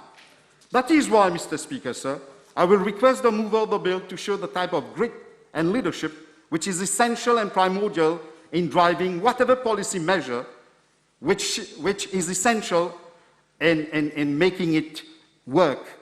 The mover of the bill must realize that we have great expectations from the Tibet sector, and we hope that at least this time she will drive the ITET successfully. The future of our youth depends not only on policies, but also in its implementation. Mr. Speaker, sir, at the beginning of my speech, I quoted Ronald Reagan, who said that education is like a diamond with many facets, end to end. Let me ask the mover of the bill to reflect on the following sentence. I hope, in her quest for gold, she does not lose the diamonds that she has. À bon entendeur, salut. God bless the Tibet sector. God bless Mauritius. Thank you, everyone. Thank you. Honourable Minister Karichai. Thank you, Mr. Speaker, sir. Mr. Speaker, sir, rising unemployment, predominantly amongst the youth, is one of the most significant problems facing economies and societies in the world.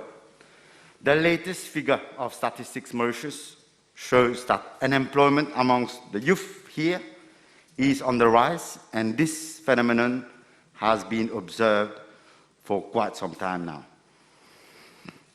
One of the reasons which explains the situation in which we are today is the inequity in the education system. The system has always prioritized the academic pathway. We have currently a high number of qualified youngsters, but less job for them on the labor market. The imbalance in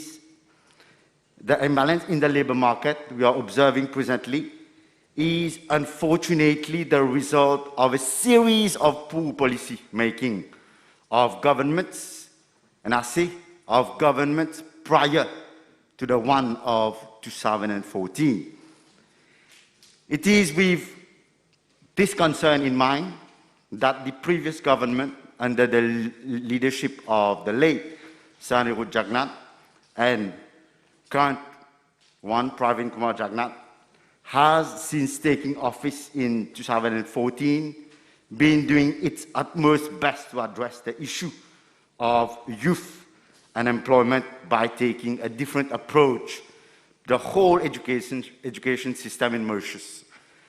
The introduction of the 9-year schooling was the first step towards addressing the one-sidedness of our education system. It has always been assumed by some that technical pathways were for the less able academically. They are being proven wrong when we see what's happening in the world today. We are observing a paradigm shift in the education system across the world. And this government, Mr. Speaker, sir, is keeping up to pace with this evolution. Countries like Australia, France, Germany, Italy, Switzerland, and the US are giving more credence to vocational and technical education.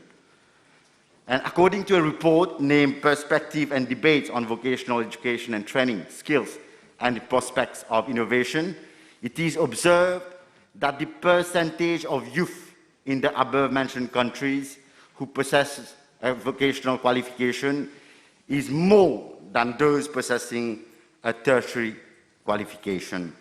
And those having a vocational and technical education are more likely to find a well-remunerated job faster than their fellow countrymen. Mr. Speaker, sir, this government has always placed the technical and vocational education and training high on its agenda as a tool to staving off the unemployment crisis. We gave due consideration to vocational and technical training from 2014 to 2019, and MITD alone trained some 57,000 youth in different fields, and most of them were absorbed by the labor market. It was for that reason that unemployment rate fell from 8.2% in 2012 to 6.9% in 2019, Mr. Speaker, sir. Unfortunately, due to COVID pandemic, we are forced to start all over again. Mr. Speaker, sir, the merit of TVET in promoting entrepreneurship and self-employment can also be instrumental in empowering our people for a better future. With the ITET bill being presented today by my colleague, Honorable Leela Devi Lakshman, we are continuing to take a leap forward in the right direction by arming our youth with the technical competencies to address the issue of skills mismatch and also to face the technological challenges in the world of work in the future. For our economy to be able to sustain and rebuild itself post-COVID-19, we are banking on the strength of our human resource, which has always been our main asset. Our people need, therefore, to be adequately equipped with the right knowledge, skills, and aptitude. These are not only essential for the support to the economic growth, but also are preconditions for growth to be inclusive. Mr. Speaker, sir, it is a worldwide trend that the better skilled the workforce is, the more prosperous communities will become. Hence, there is an urgent need to engage in the development of a skilled workforce that meets employers' job requirements and engages in sustainable enterprise development. In line with the government program 2020-2024, the Human Resource Development Council, in collaboration with relevant stakeholders, has developed a national skills development strategy 2021-2025. Consultations are presently ongoing to fine-tune the proposal made therein, and the document will soon be presented to Cabinet for consideration.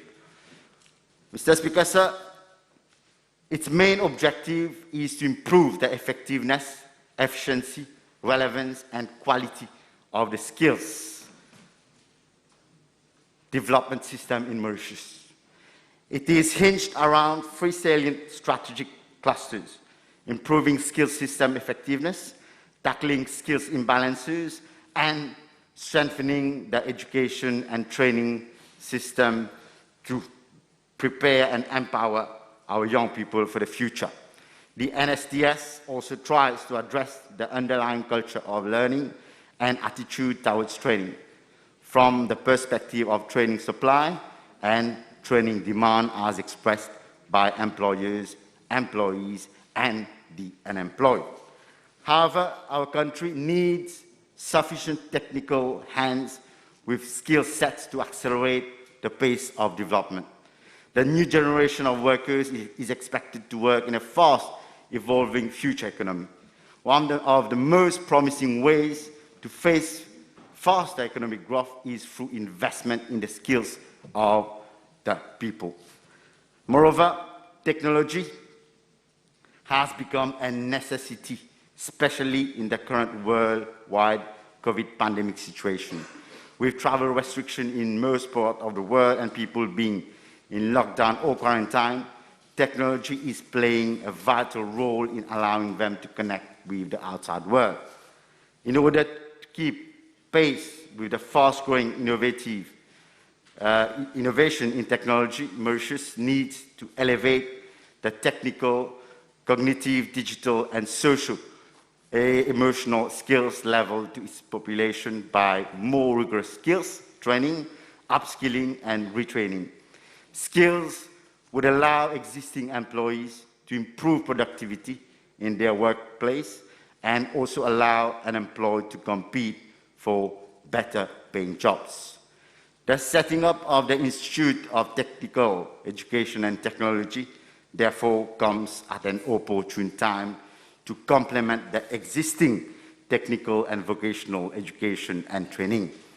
Students completing their school certificate will get access to high-quality technical education that would open their way to direct employment or higher studies. Mr. Speaker, sir, with the setting up of the Institute of Technical Education and Technology, a clear distinction is being made between vocational training and technical education. Technical education has as objective the preparation of trainees for occupations that are classed above the skilled manpower but below the scientific or engineering professions. The establishment of ITT will go a long way to correcting perception of vocational track being a second best option as compared to general secondary or tertiary education.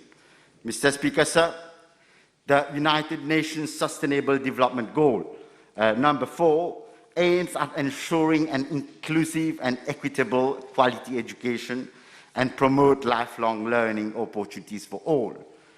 In order to achieve this goal, training centers that will form part of the Institute of the Technical Education and Technology will be set up in the strategic locations across the island in order to allow students, both girls and boys, to have access to high-quality education. Mr. Speaker, sir, let me take some time to share with the House some of the observations made in the Industrial Policy and Strategic Plan for Mauritius 2020-2025, issued by the Ministry of Industrial Development, SMEs, and Cooperative, led by my colleague, the Honourable Minister Sunil Bola. It is a nicely structured report, and I would invite many to read it, especially Honourable Man Gangapasad. In one section pertaining to workforce, it is mentioned, I quote, it was noted that Mauritian labour skills have failed to improve relatively compared to global competitors, forcing an unsustainable dependence on expatriate labour for low, medium and high skilled positions, with this particularly acute in science, technology, engineering, and mathematics, STEM, it is called, related occupations.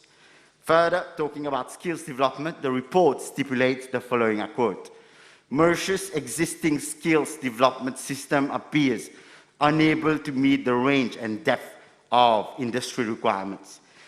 There is a clear need to focus on basic and intermediate technical education and to raise high-level STEM capabilities.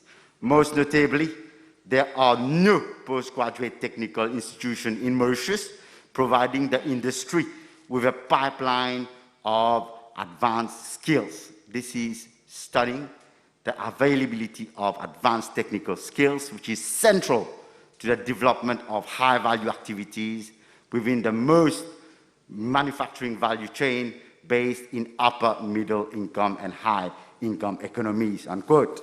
Mr. Speaker, sir, our strategy is to build a robust industry foundation to enable existing skills development system to meet the industry's requirement.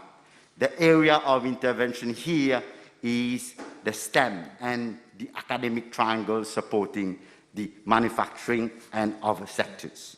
Such initiatives have had astounding results in other countries, like, for example, in South Korea, which is considered to be amongst the very few countries having high-tech industries in the world with the right skills. Actually, the South Korean government since 2010, Mr. Speaker, sir, as part of its policies to develop vocational education, gave much importance to the incorporation of vocational education into the high school curriculums, and consequently, the employment rate of vocational high school graduates has increased. Mr. Speaker, sir, the Institute of Technical Education and Technology, as per its objectives, will undoubtedly play a prominent role in the implementation of the National Skills Development Strategy and assist in achieving its strategic objectives by zooming in on the formation and acquisition of higher order technical skills. Given that the Institute of Technical Education and Technology shall collaborate with industry and business sectors to deliver a skilled and work-ready pool of technicians and technologists, we are confident that this initiative will overcome skills mismatch and ensure that trainees receive the right skills and competencies needed to secure productive employment. Mr. Speaker, sir, questions are being asked as to the future of MITD with the introduction of ITET. Let me be clear and reassuring. The MITD, which has been the leader in providing training in this country for decades, is here to stay. Actually, MITD is in the process of being revamped in order to provide quality vocational courses. A new strategic plan is being prepared to meet the demand of skilled manpower from various industries. The new strategic actions would be centered on, firstly, enhancing the relevance and quality of training. Secondly, increasing its efficiency and effectiveness. Thirdly, increase access and promote equity in technical vocational education and training. Fourth, rebranding of MITD. And last, promote continuous professional development of staff. In addition to pursuing the transformation of TVET, the new strategy of MITD will place greater focus on the following: expansion of the training under the National Apprenticeship Program, scaling of training for unemployed youth, greater opportunities for training of women, continuing upskilling of in-service workers, retraining of workers whose jobs are potentially vulnerable as a result of fast-changing technology through targeted training such as National Training and Reskilling Scheme and National Skills Development Program, multi-skilling of workers to enable them to maintain their employability, training of Mauritians to enable them to seize employment opportunities resulting from international migration. Mr. Speaker, sir, With the setting up of the Institute of Technical Education and Technology and the phasing out of the pre-vocational education, PVE, this year, the MITD will streamline and consolidate its training resources by building comprehensive and vibrant regional training centers. Moreover, MITD training centers, which are being upgraded to deliver quality training. These training centers shall provide learners with a more conducive and enriching learning environment. New equipment is being purchased in line with the latest technological development. The curriculum programs are being reviewed systematically in collaboration with industry partners. Mr. Speaker, sir, there is no doubt that MITD has, since its creation, played an important role in the development of a competent workforce by producing skilled labor for socio-economic development of our country. The high employability rate, as I stated earlier, of MITD training is testimony of that. With the ITT bill, it will further pursue its role as an enhanced provider of training as well as its certification role. Mr. Speaker, sir, currently MITD employs some 750 staffs. Let me reassure those who are currently posted at the centers which will be transferred to the new institute after the promulgation of the bill. I wish to tell them that they will keep their respective positions at the MITD and that they will be transferred to other centers falling under the purview of MITD. The ITT will have its own recruitment policy. Those who are currently under the establishment of MITD will get the opportunity to join the new institution, but they will obviously have to apply for any position that the new institute will eventually advertise. As regard to those who will be selected by the new institute, their length of service will be transferred to the new institution. So I say it loud and clear, no staffs will be made redundant. Mr. Speaker, sir, we can only hope that the introduction of the ITT here bears the same fruit. Training to acquire new skills in an uneasy and ongoing process in an ever-changing industrial era for, and this government, under the able leadership of the Prime Minister, has walked the talk by deploying lots of resources in order to have a trained workforce to respond to the emerging needs. Mr. Speaker, sir, I shall conclude my intervention by again commending my colleague for the introduction of this legislation, which is attuned to the country's vision for a smarter economy. Thank you, Mr. Speaker, sir. Thank you. Honorable Henri Navarre. Thank you, Mr. Speaker, sir. Allow me at the very outset to state that on this side of the House, we have no quarrel over this bill. Notre pays a certainement besoin de beaucoup plus de gens dans le domaine de l'éducation technique et technologique. Monsieur le Président, le monde est de plus en plus dominé par la science et la technologie.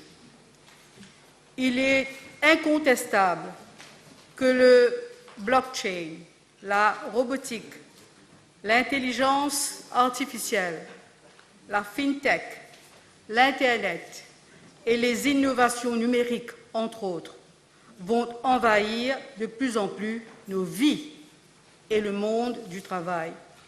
Nous sommes dans l'ère du STEM, Science, Technology, Engineering and Mathematics. Il nous faut donc reconstruire ou même transformer notre économie et créer des opportunités pour nos jeunes dans le monde post-pandémique. Or, notre seul capital humain reste insuffisamment préparés et continuent d'être à la traîne dans les domaines de l'éducation technique et technologique. Et la planification et l'élaboration de stratégies dans le domaine de l'enseignement technique et technologique ne peuvent se faire de manière isolée. Il est nécessaire que le plan éducatif soit un continuum et holistique, d'autant plus que dans un pays comme le nôtre, notre seule ressource est notre capital humain. Toutefois, des questions restent pertinentes. La création d'un tel institut, tel que proposé par le projet de loi, va-t-elle nous aider à obtenir les ressources humaines dont nous avons besoin pour stimuler notre économie et notre société? Pourquoi n'avons-nous pas eu une révision du programme d'études dès l'école primaire, axée sur l'éducation technique et technologique pour s'assurer que chaque enfant ait la chance d'opter pour de tels domaines plutôt que d'envoyer le message que l'enseignement technique est destiné à ceux qui ne sont pas, entre guillemets, académiquement bons. La technique est considérée comme une dernière chance, malheureusement, pour les jeunes qui ont échoué académiquement. Et d'ailleurs, comment pouvons-nous décider qui n'est pas bon sur le plan académique? Une bonne planification est essentielle à la construction de notre avenir. Mais commencer par un tel institut sans même s'assurer que tout notre système éducatif crée l'espace pour que les talents s'épanouissent, grandissent et se développent dans de tels domaines est, à mon sens, dénué de sens et représenterait encore une fois un énorme gaspillage de ressources. Monsieur le Président, après 53 ans d'indépendance et malgré toutes les tentatives de réforme du système éducatif, ce dernier devient de plus en plus élitiste, laissant un certain nombre de nos jeunes en marge de la société avec un avenir incertain et le prétexte qu'ils peuvent être orientés vers certains domaines techniques. Il se peut que certains s'en sortent, mais qu'en est-il de la grande masse, ceux qui n'arrivent pas à obtenir 5 crédits? Pourquoi cette politique d'exclusion au nom de l'excellence et de la qualité? Monsieur le Président, au paragraphe 33 du programme gouvernemental, il est énoncé ceci. In line with the Education Reform Policy, a Technical Education Institute will be set up to create opportunities and pathways for students to pursue studies in technical education. Cela est l'un des objets du projet de loi, dans la note explicative. Le programme gouvernemental ne parle que de l'enseignement technique, mais le projet de loi mentionne la technologie également. Et le projet de loi ne nous donne aucune indication de la façon dont l'éducation technique et technologique sont différentes et les implications sur la formation et les centres d'apprentissage. Étant donné que l'enseignement technique n'est pas nouveau à Maurice, le gouvernement a-t-il entrepris une étude approfondie du secteur?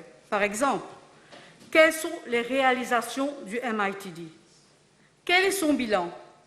Est-ce que le MITD arrive à réaliser ses objectifs?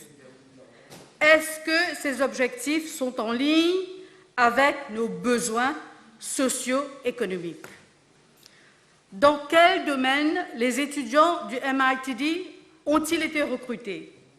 Quelles sont les opportunités et les contraintes auxquelles le MITD est confronté. Et tout aussi importante, quelles sont les disparités entre les sexes qui sont à l'origine d'une sous-utilisation de notre capital humain? Nous avons aussi des institutions techniques qui ont apparemment établi un partenariat avec une université étrangère pour l'obtention d'un diplôme.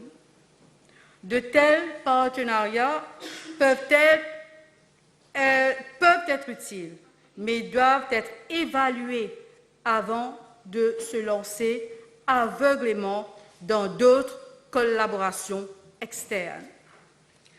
Monsieur le Président, le Collège technique Saint-Gabriel à Port-Louis, je dois dire, est un modèle. Mais malheureusement, ce collège peine à trouver les moyens financiers afin d'atteindre ses objectifs. Le gouvernement se doit de trouver des moyens pour que les étudiants qui fréquentent de telles institutions puissent aller jusqu'au bout.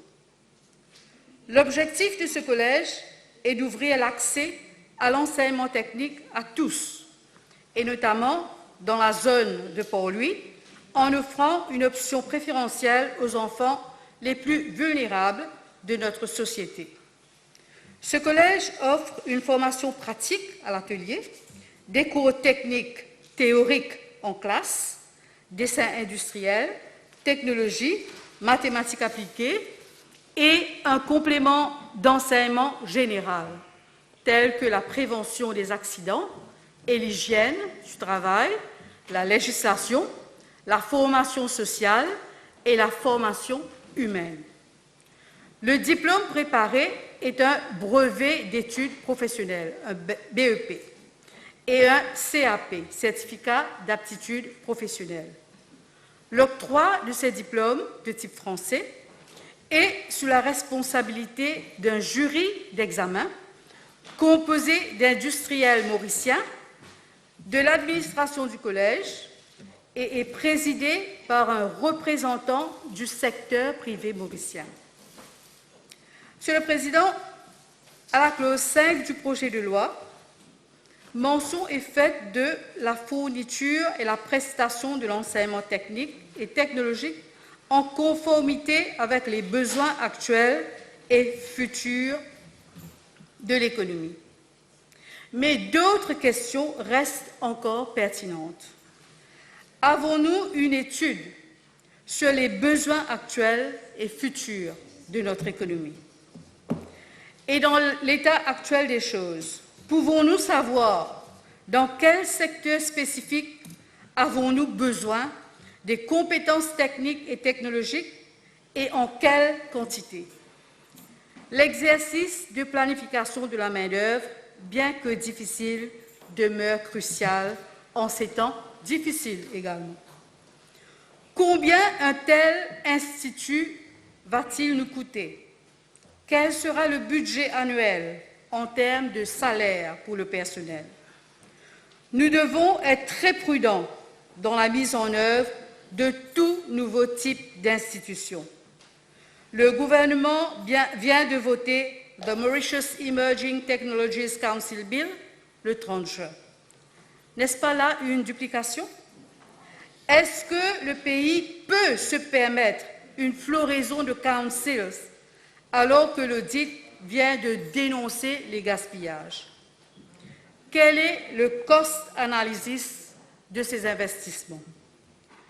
Il serait bon ici, Monsieur le Président, de savoir ce qui est advenu de la technopole à Rosebel, mise en chantier en 2016 et estimée à 300 millions de roupies.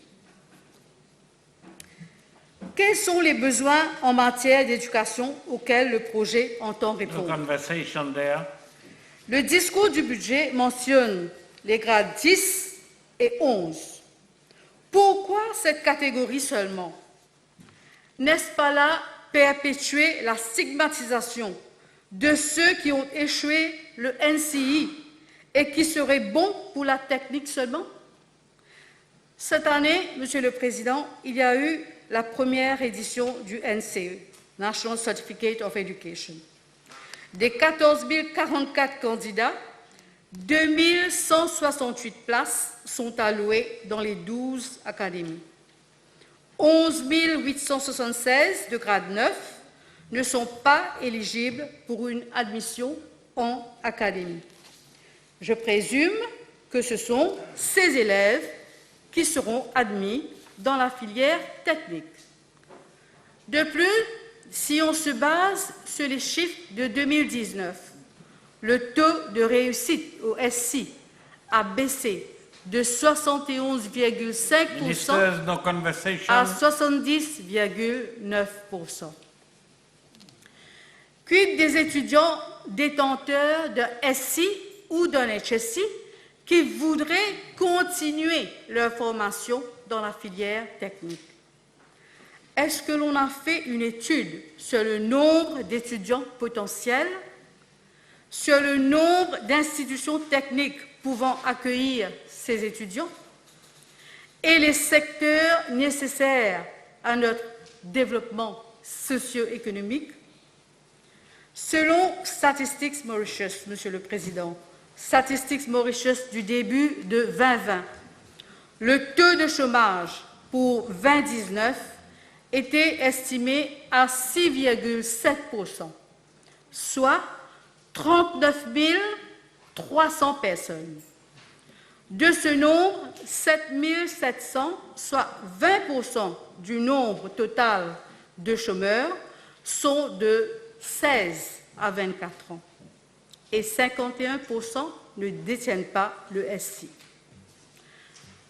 Alors que le nombre de travailleurs étrangers a dépassé la barre de 45 000, répartis dans différents secteurs tels que le manufacturier, la construction, la distribution, la restauration et l'hôtellerie. Nos institutions se doivent de fournir un enseignement technique de qualité avec des composantes à valeur ajoutée en termes de développement intégral de la personne, tout en garantissant une main-d'œuvre qualifiée avec des compétences solides, des aptitudes et une attitude positive au travail.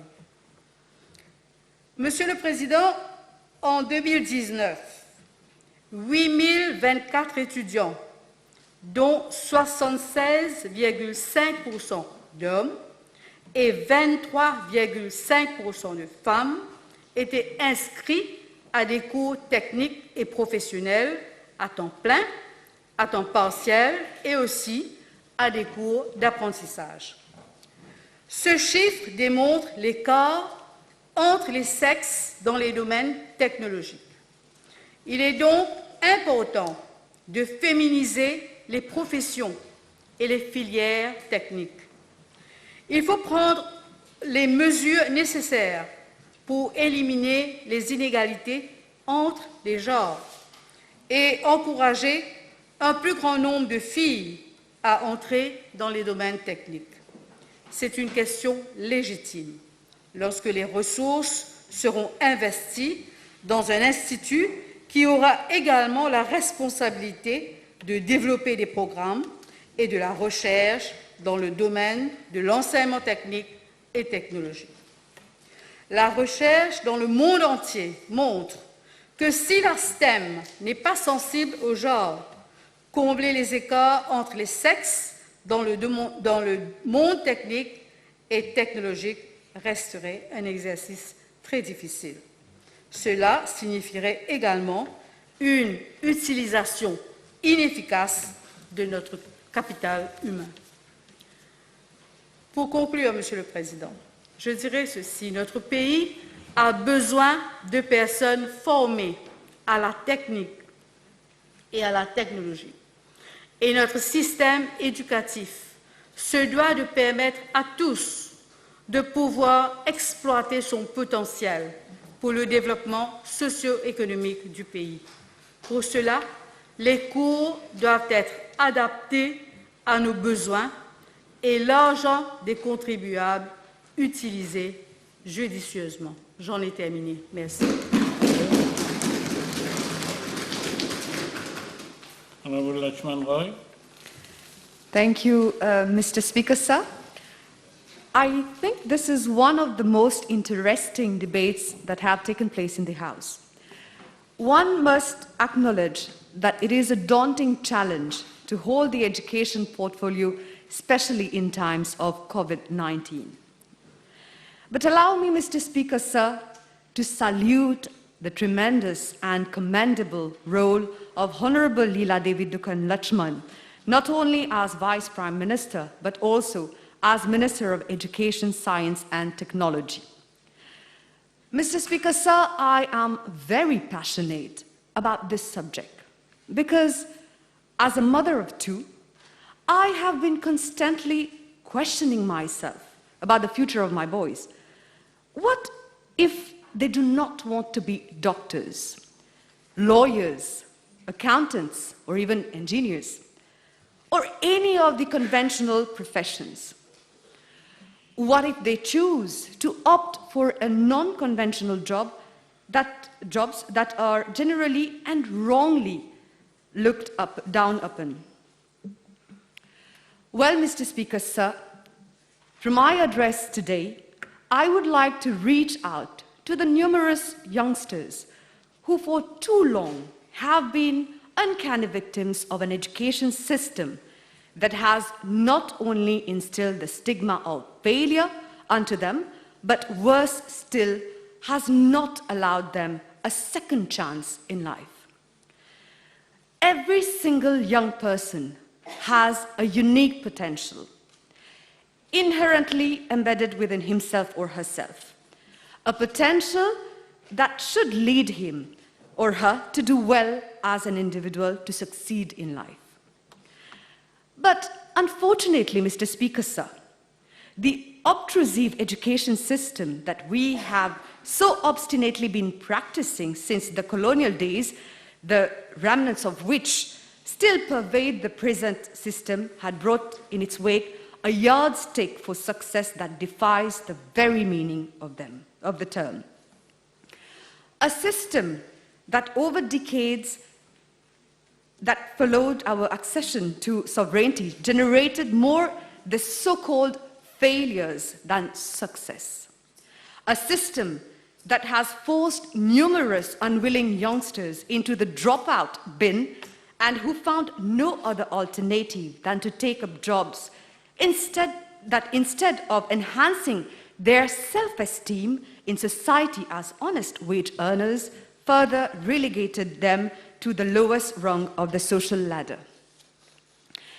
This is precisely why I believe that this bill comes as a beacon of light that may go a long way towards rehabilitating those who do not have the ability for purely academic streams, but do possess other greater abilities to succeed in life. This bill, in a way, comes to place education in a better perspective. It comes to correct a long overdue injustice towards those victims of the society. And as I lend my voice to such an important bill, I think it is my duty to highlight and make the youngsters outside understand the purpose of this bill. A bill which is about to modernize and strengthen our education system, supporting the progress of every single Mauritian student out there by placing him or her at the center and not on the periphery. The Institute of Technical Education and Technology Bill touches on some important aspects of our education system which go beyond politics. Well, Mr. Speaker, sir, education is a basic human right. And this bill comes to reinforce many of other fundamental rights, that is, our right to democracy, our right to information, but above all, our right to be part of an inclusive society. And once again, This government, under the able leadership of Praveen Kumar Jagnnath, is moving towards the building of an inclusive society that will ensure that no one is left behind. This is what we call an inclusive society. To be able to do so, the government is making place for students with skills beyond bookish knowledge. That is, supporting learning through multiple pathways and throughout life by helping the students to use their ability and potential to their fullest. Regardless of the starting point, the end result matters most. I will here refer to an article published in 2011, where the then Minister of Education, Vasant Banwari, who during a speech in Saint-Esprit College mentioned, je cite, que son ministère contemple sérieusement l'introduction d'un HSI professionnel qui prendra en compte des stages en entreprise et du service social formatif. Et dans l'éditorial paru le lendemain de cette déclaration, l'auteur écrit, je cite, « La question qui devrait interpeller tout citoyen raisonnable qui a à cœur l'intérêt de ses enfants et du pays est ceci. Le système d'examen actuel offre-t-il la garantie d'une éducation de qualité qui permet à tous les étudiants mauriciens, indépendamment de leur classe socio-économique, de se mettre au diapason avec la compétition sur le plan planétaire si indispensable pour la survie même de notre société à long terme. » Fin de citation. This is such an important question which this bill comes to answer, because this bill will actually correct all the inegalities that students have been facing so far. Mr. Speaker, sir, it is therefore clear that this bill aims to bring forward an educational system which is juste et équitable. The pandemic has been an eye-opener for many, and the construction sector has been crying out loud for new workers. We need skilled workers. We need more workers. And this bill is about creating a new system that's responsive to the needs of learners and employers. Mr. Speaker, sir, the aim of this government is, regardless of where you come from, you have equal access to education and training and skill development opportunities that you need to thrive in a workplace or simply in life. This bill takes into consideration the significantly changing nature of work, both here and around the world. And it responds to the fact that many current employees, increasing numbers of employees, are going to need access to upskilling workers. Well, I have been listening to members on the other side of the House who have been referring to statistics, but I've been same to find out some statistics. And according to Statistics Mauritius, for the year 2019, we have around 158,200 skilled workers in agricultural, forestry, fishery workers, craft and related trade workers, plant and machine operators, which means there is scope. Mr. Speaker, sir, to conclude, I would like to use a sentence and a word which has been very often used by the honorable member of the other side, the Honorable Buddha, who unfortunately is not here, the paradigm shift. Well, let me tell you, Mr. Speaker, sir, that this bill is actually the paradigm shift. And the paradigm shift is happening with this bill on this side of the House. And I would like to say that this government has leveled up several inequalities where time back one was limited to, I could hear the honorable member who just spoke before me, mentioning about the figures, you know, percentage of pass and etc. We as students, we were limited to the ranking number, like you were class A, as we say. But we are also reduced to figures like 89% of success rate and so on and so on. So I think it's high time that we stop this. But what matters is that you should produce successful and accomplished individuals. What matters at the end of the day is the students should win. For the future is not about us, but it's about them. Therefore, our prime concern as politicians, as lawmakers, is to see that the future wins. And this bill precisely goes in this direction. And as a young member, I fully support this bill. Thank you, Mr. Speaker, sir.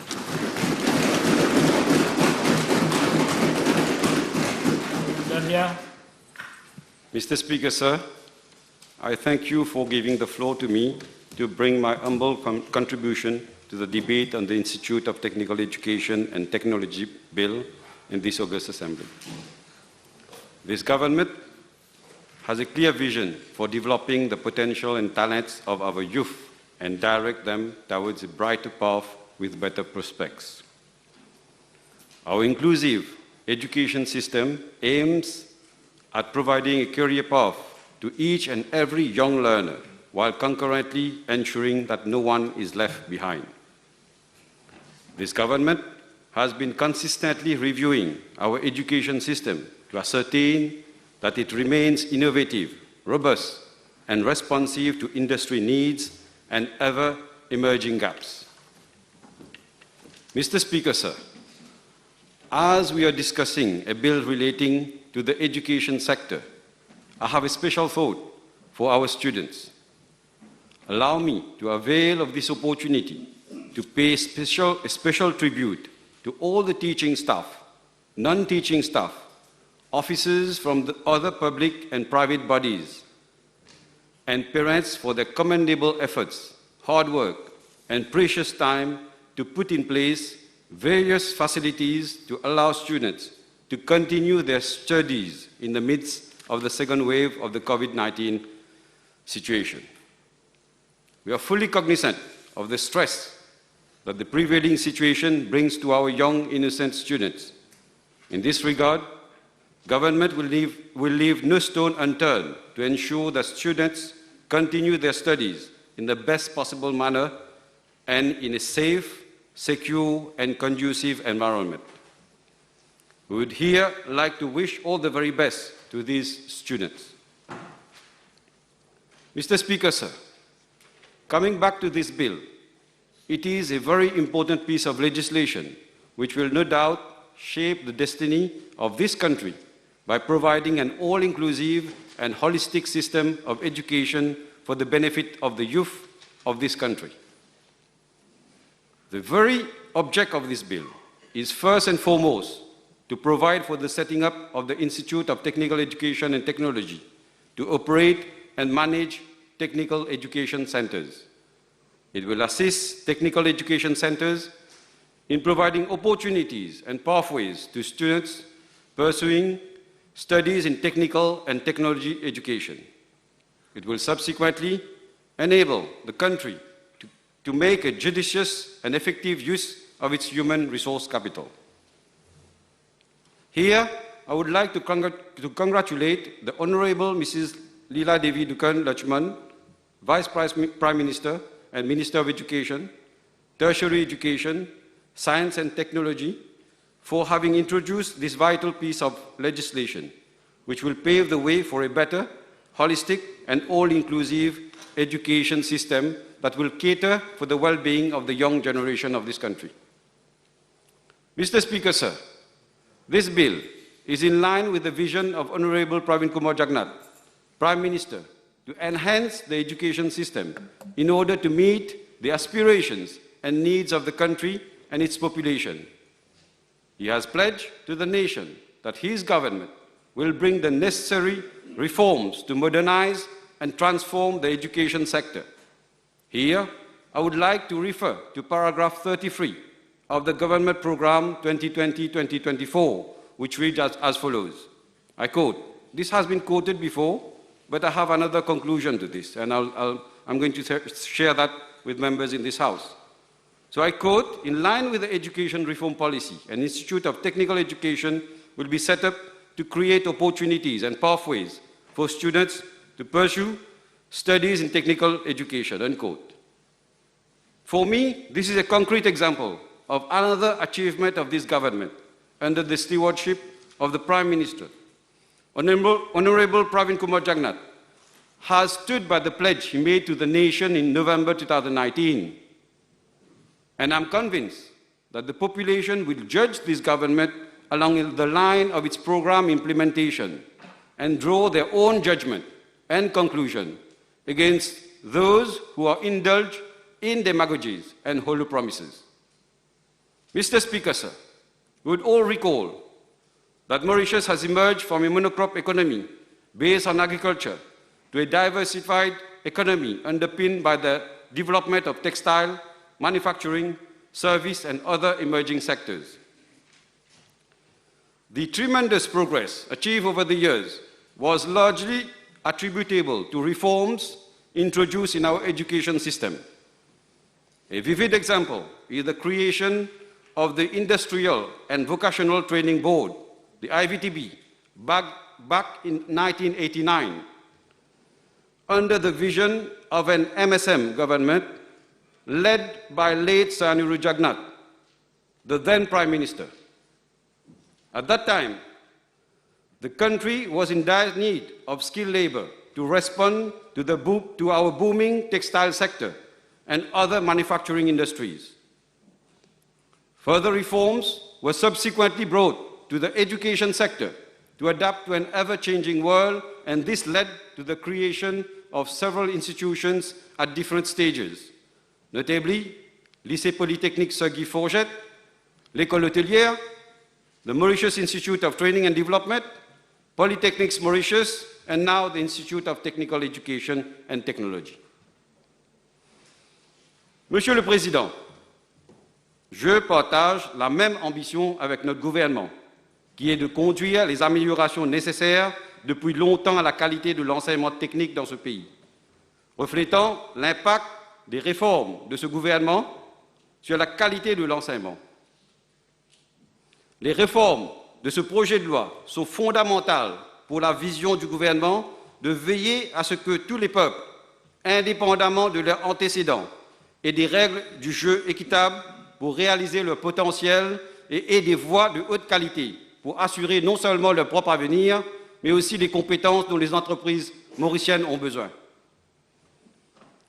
Monsieur le Président, au-delà des mesures du projet de loi, le gouvernement a pour mission fondamentale de réformer la société afin de réaliser notre vision d'un système d'éducation qui fonctionne pour tous. L'éducation est au cœur de notre ambition de faire notre pays une véritable méritocratie.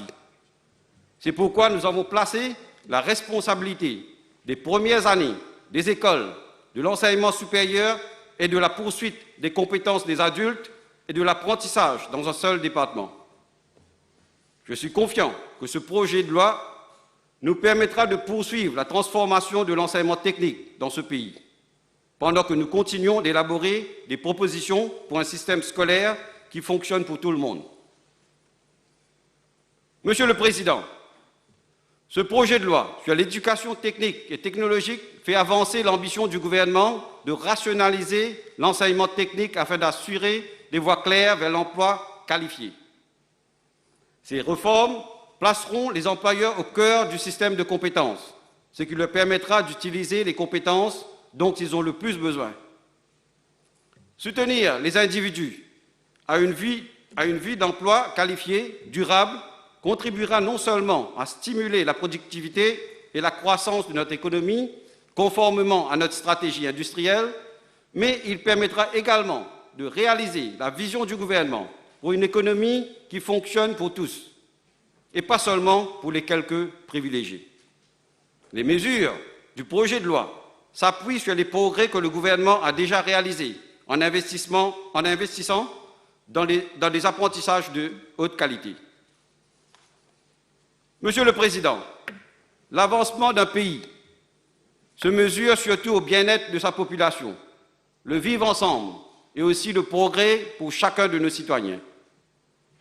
Ce progrès, Monsieur le Président, passe par notre système d'éducation et de formation, un système qui doit évoluer selon la demande dans le monde de l'emploi. Nous avons fait un grand pas en avant, comparé à plusieurs autres pays, dans le développement de notre secteur d'éducation tertiaire. Il y a les universités publiques, l'Université de Maurice, l'Open University et l'Université de technologie de Maurice, et aussi les branches d'universités internationales. Nous avons aussi fait d'énormes progrès dans la formation technique avec la création de l'IVTB en 1989. Depuis, des dizaines de milliers de nos compatriotes ont pu suivre des cours et ont pu s'intégrer dans le milieu professionnel. Nombreuses des entreprises du privé ont pu se développer grâce à la connaissance de ces jeunes. Toutefois, l'évolution de la technologie et conséquemment dans le système de production requiert des qualités plus avancées en termes de connaissance de la technologie. Et nous n'avons pas d'autre choix que la formation de nos jeunes dans cette filière. Nous devons aussi regarder les choses en face. Un manque de connaissances précises de notre main-d'œuvre n'est pas encourageant pour les entreprises d'investir à Maurice. Nous devons nous adapter à la demande du marché. La formation dans le domaine de la technologie permettra aussi une meilleure efficience pour les PME. Le mécanicien, par exemple, doit pouvoir diagnostiquer les failles d'un véhicule à travers son laptop. C'est pour ces raisons que nous débattons aujourd'hui de ce projet de loi. On the other hand, Mr. Speaker, sir, highest level skills will be capital to be able to rise again to a status of a high-income economy. Various business and industry sectors have been actively lobbying to eliminate the gap in competencies and skills as compared to that required in the job market. The mismatch between the job seekers and what the industry requires is another major reason for some of our youngsters not securing employment. This led to the introduction of the Youth Employment Program, the YEP, the Graduate Program for Employment Scheme, and the Service to Mauritius Scheme. Mr. Speaker, sir, no country in the world has been able to maintain itself as a high-income economy without the development of its technical education stream. The problem earmarked for vocational training is that it has traditionally prepared individuals for jobs in the lower and middle level of the skill spectrum. Consequently, the decline of medium skills jobs is a particular challenge. The skills gap arises not because vocational education is not producing graduates with the right attitudes and skills. It is in fact because jobs at this level are declining.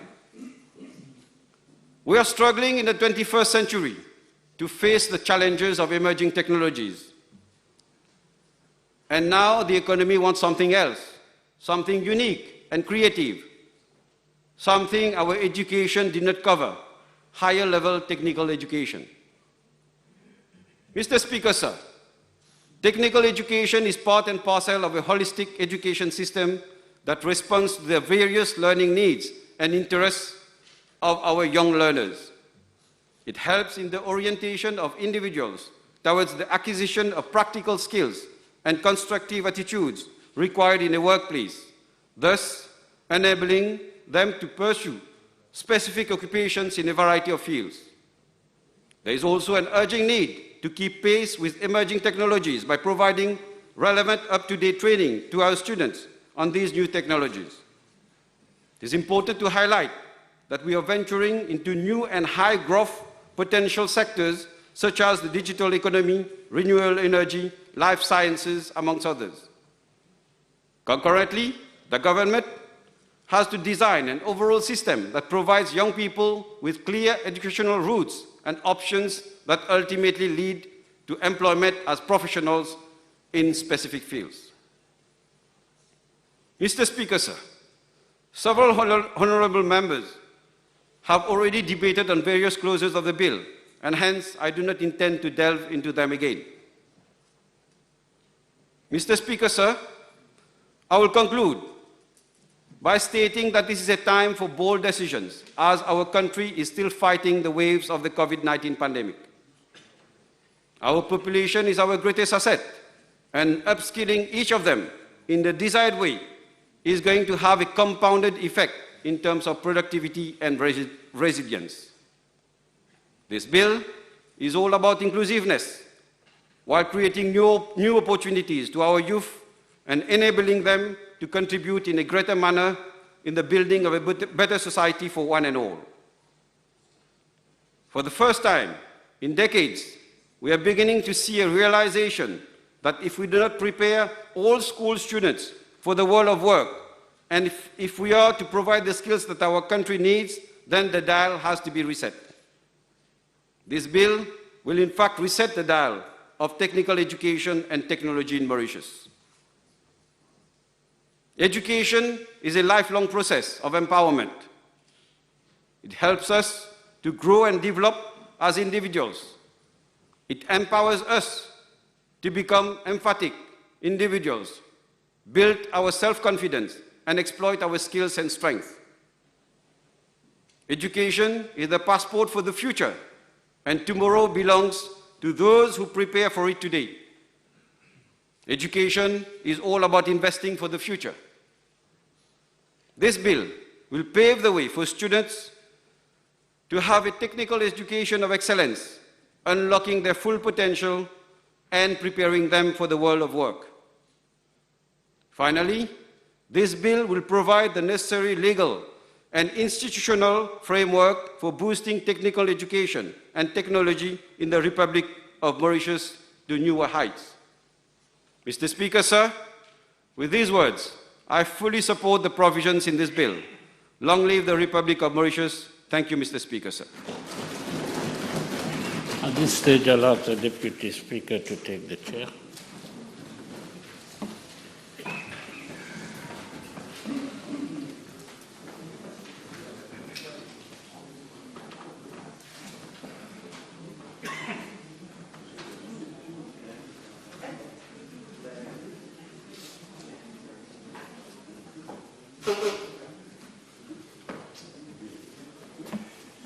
Thank you very much.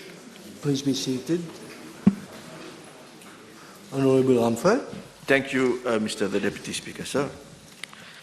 Mr. the Deputy Speaker, sir, this bill transcends beyond party politics because it concerns the future of our youth. It concerns the future of our school population. And this is why we have to tell the facts as they are. Now, many of my fellow colleagues from this side of the House and on the other side of the House have made reference to statistics. I shall also refer to them in a minute, but let us situate the context first in which this bill is being passed. Now, in 2015, Mauritius, together with other member states, adopted the UN Sustainable Development Goals, which included amongst its 17 goals as goal number 4, the following, and I quote, to ensure inclusive and quality education for all and promote lifelong learning. And in order to achieve that particular goal, goal number 4, targets were set out. And they included, amongst others, I will refer to the relevant ones for the purposes of this debate, target 4.3, that by 2030, we shall ensure equal access to all women and men to affordable and quality technical, vocational and tertiary education, including university. And target 4.4, by 2030, to substantially increase the number of youth and adults who have relevant skills, including technical and vocational skills for employment, decent jobs, and entrepreneurship. Now let us see the present situation with regards to Mauritius. Where are we with regards to achieving goal number 4? I will refer, first of all, to the situation in the academic sector, and then I will come to the TVET sector. Now, Mr. Deputy Speaker, sir, you will agree with me that the best yardstick to measure how far we have reached in achieving these goals is the statistics published by none other than the Mauritius Examination Syndicate. And it shows, the statistics shows the performance of our students in the various national examinations. And I will refer to that.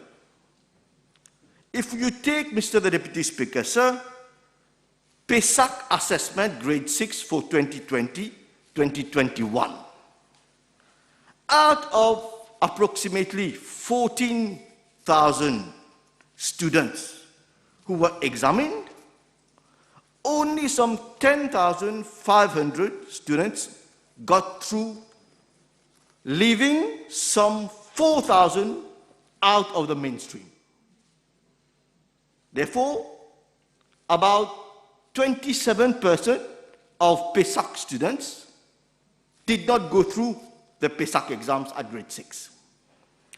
If you take the National Certificate of Education Assessment 2020-2021, out of some 14,000 cohorts who were examined, only 10,000 went through, leaving again some 4,000 out of the mainstream. About 30% approximately who didn't go through.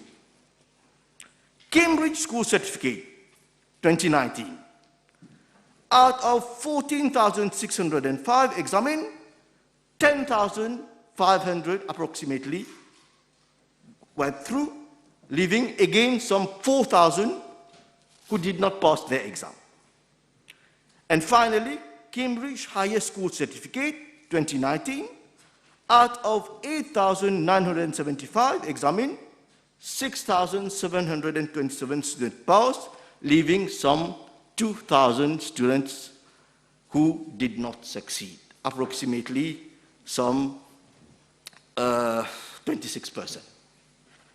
Therefore, when we look at the statistics as far as the academic sector is concerned, on average, Mr. Deputy Speaker, sir, every year we have some 25 to 30% of our school population taking part in national exams, be it PESAC, NCE, SC, HSC, who do not, unfortunately, for various reasons, do not pass their exams every year.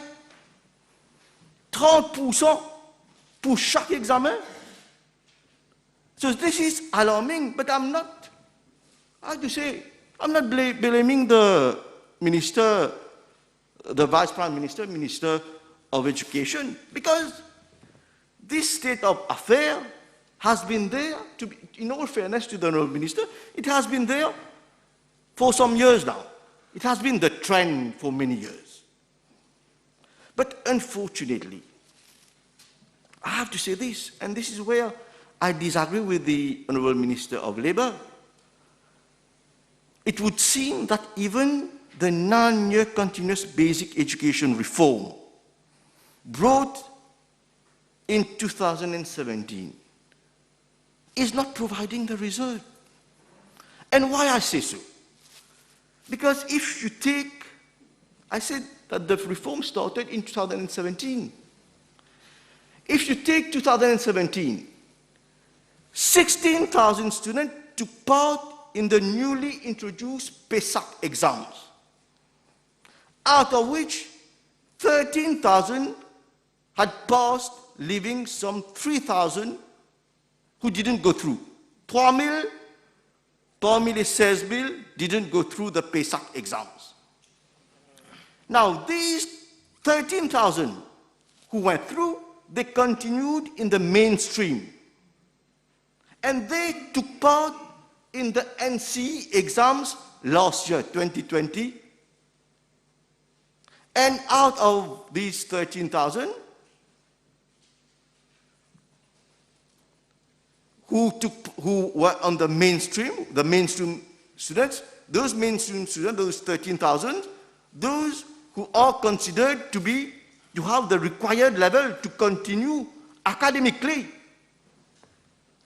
4,000 out of the mainstream, 4,000 failed to achieve the NCE exams. Therefore, out of 16,000 students who joined PESAC in 2017, only 10,000 went through after 3 years at the NCE exams, leaving about 6,000 out of the mainstream. This is why I say that the reform is not providing the result.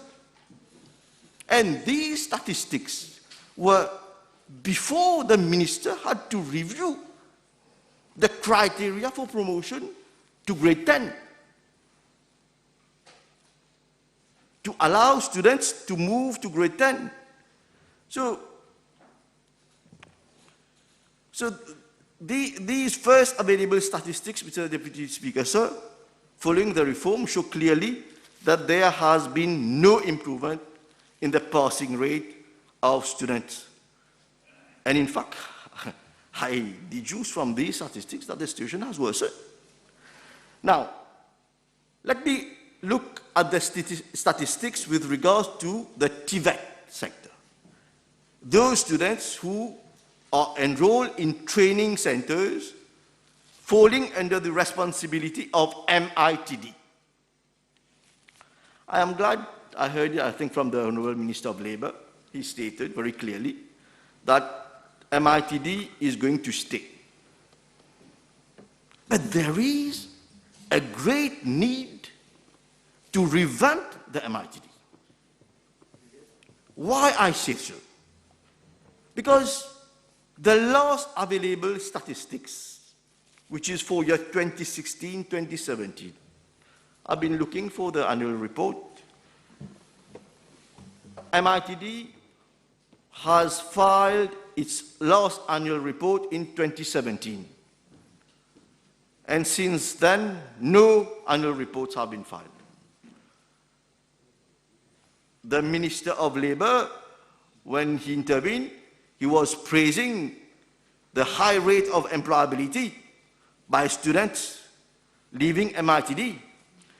But according to the statistics of 2016-2017, out of some 5,800 trainees who were enrolled for different courses after having gone through their respective exams, only 2,087 were awarded certificates and diplomas at the end of the year. Out of 5,800, only 2,087 were awarded certificates and diplomas. Therefore, I can only deduce that from those statistics that only half, that is 50% of those enrolled for vocational and technical training comes out every year with a certificate. What about the rest? Where do they go? How are they employed on the labor market without a certificate? And I am also told, Mr. the Speaker, sir, that every year there are about 30% dropouts at MITD because given their social status, those students unfortunately cannot even afford to pay their exam fees. We are already subsidizing SC and HSC exams fees. And I can't see why government cannot subsidize fees for TVET exams, when here we are dealing with students coming from families who are socially in distress. I have also been informed, Mr. the Speaker, sir, that MITD has at present no director, no deputy director, And the institution is being run by a divisional manager who is acting as director, with no pedagogical qualifications. Therefore, Mr. Deputy Speaker, sir, what I want to point out is that both in terms of academic exams and vocational exams, the number of students who comes out of the educational system with no academic or vocational certificate is quite alarming. And I repeat, the trend has been there for years. I'm not placing the blame on the minister. This is a serious issue, and it has to be addressed. Now, I understand that this bill is intended to provide for the solution, especially for those leaving grade 11. But we have to ensure that the institution that this bill proposes to set up is effective enough to provide them with the requisite education, training, and skills development so that those students, they integrate the job market after going through the technical schools. Because when you look at the current situation on skills development,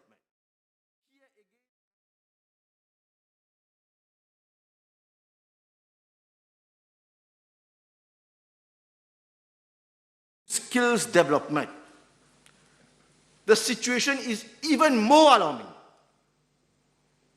The most relevant source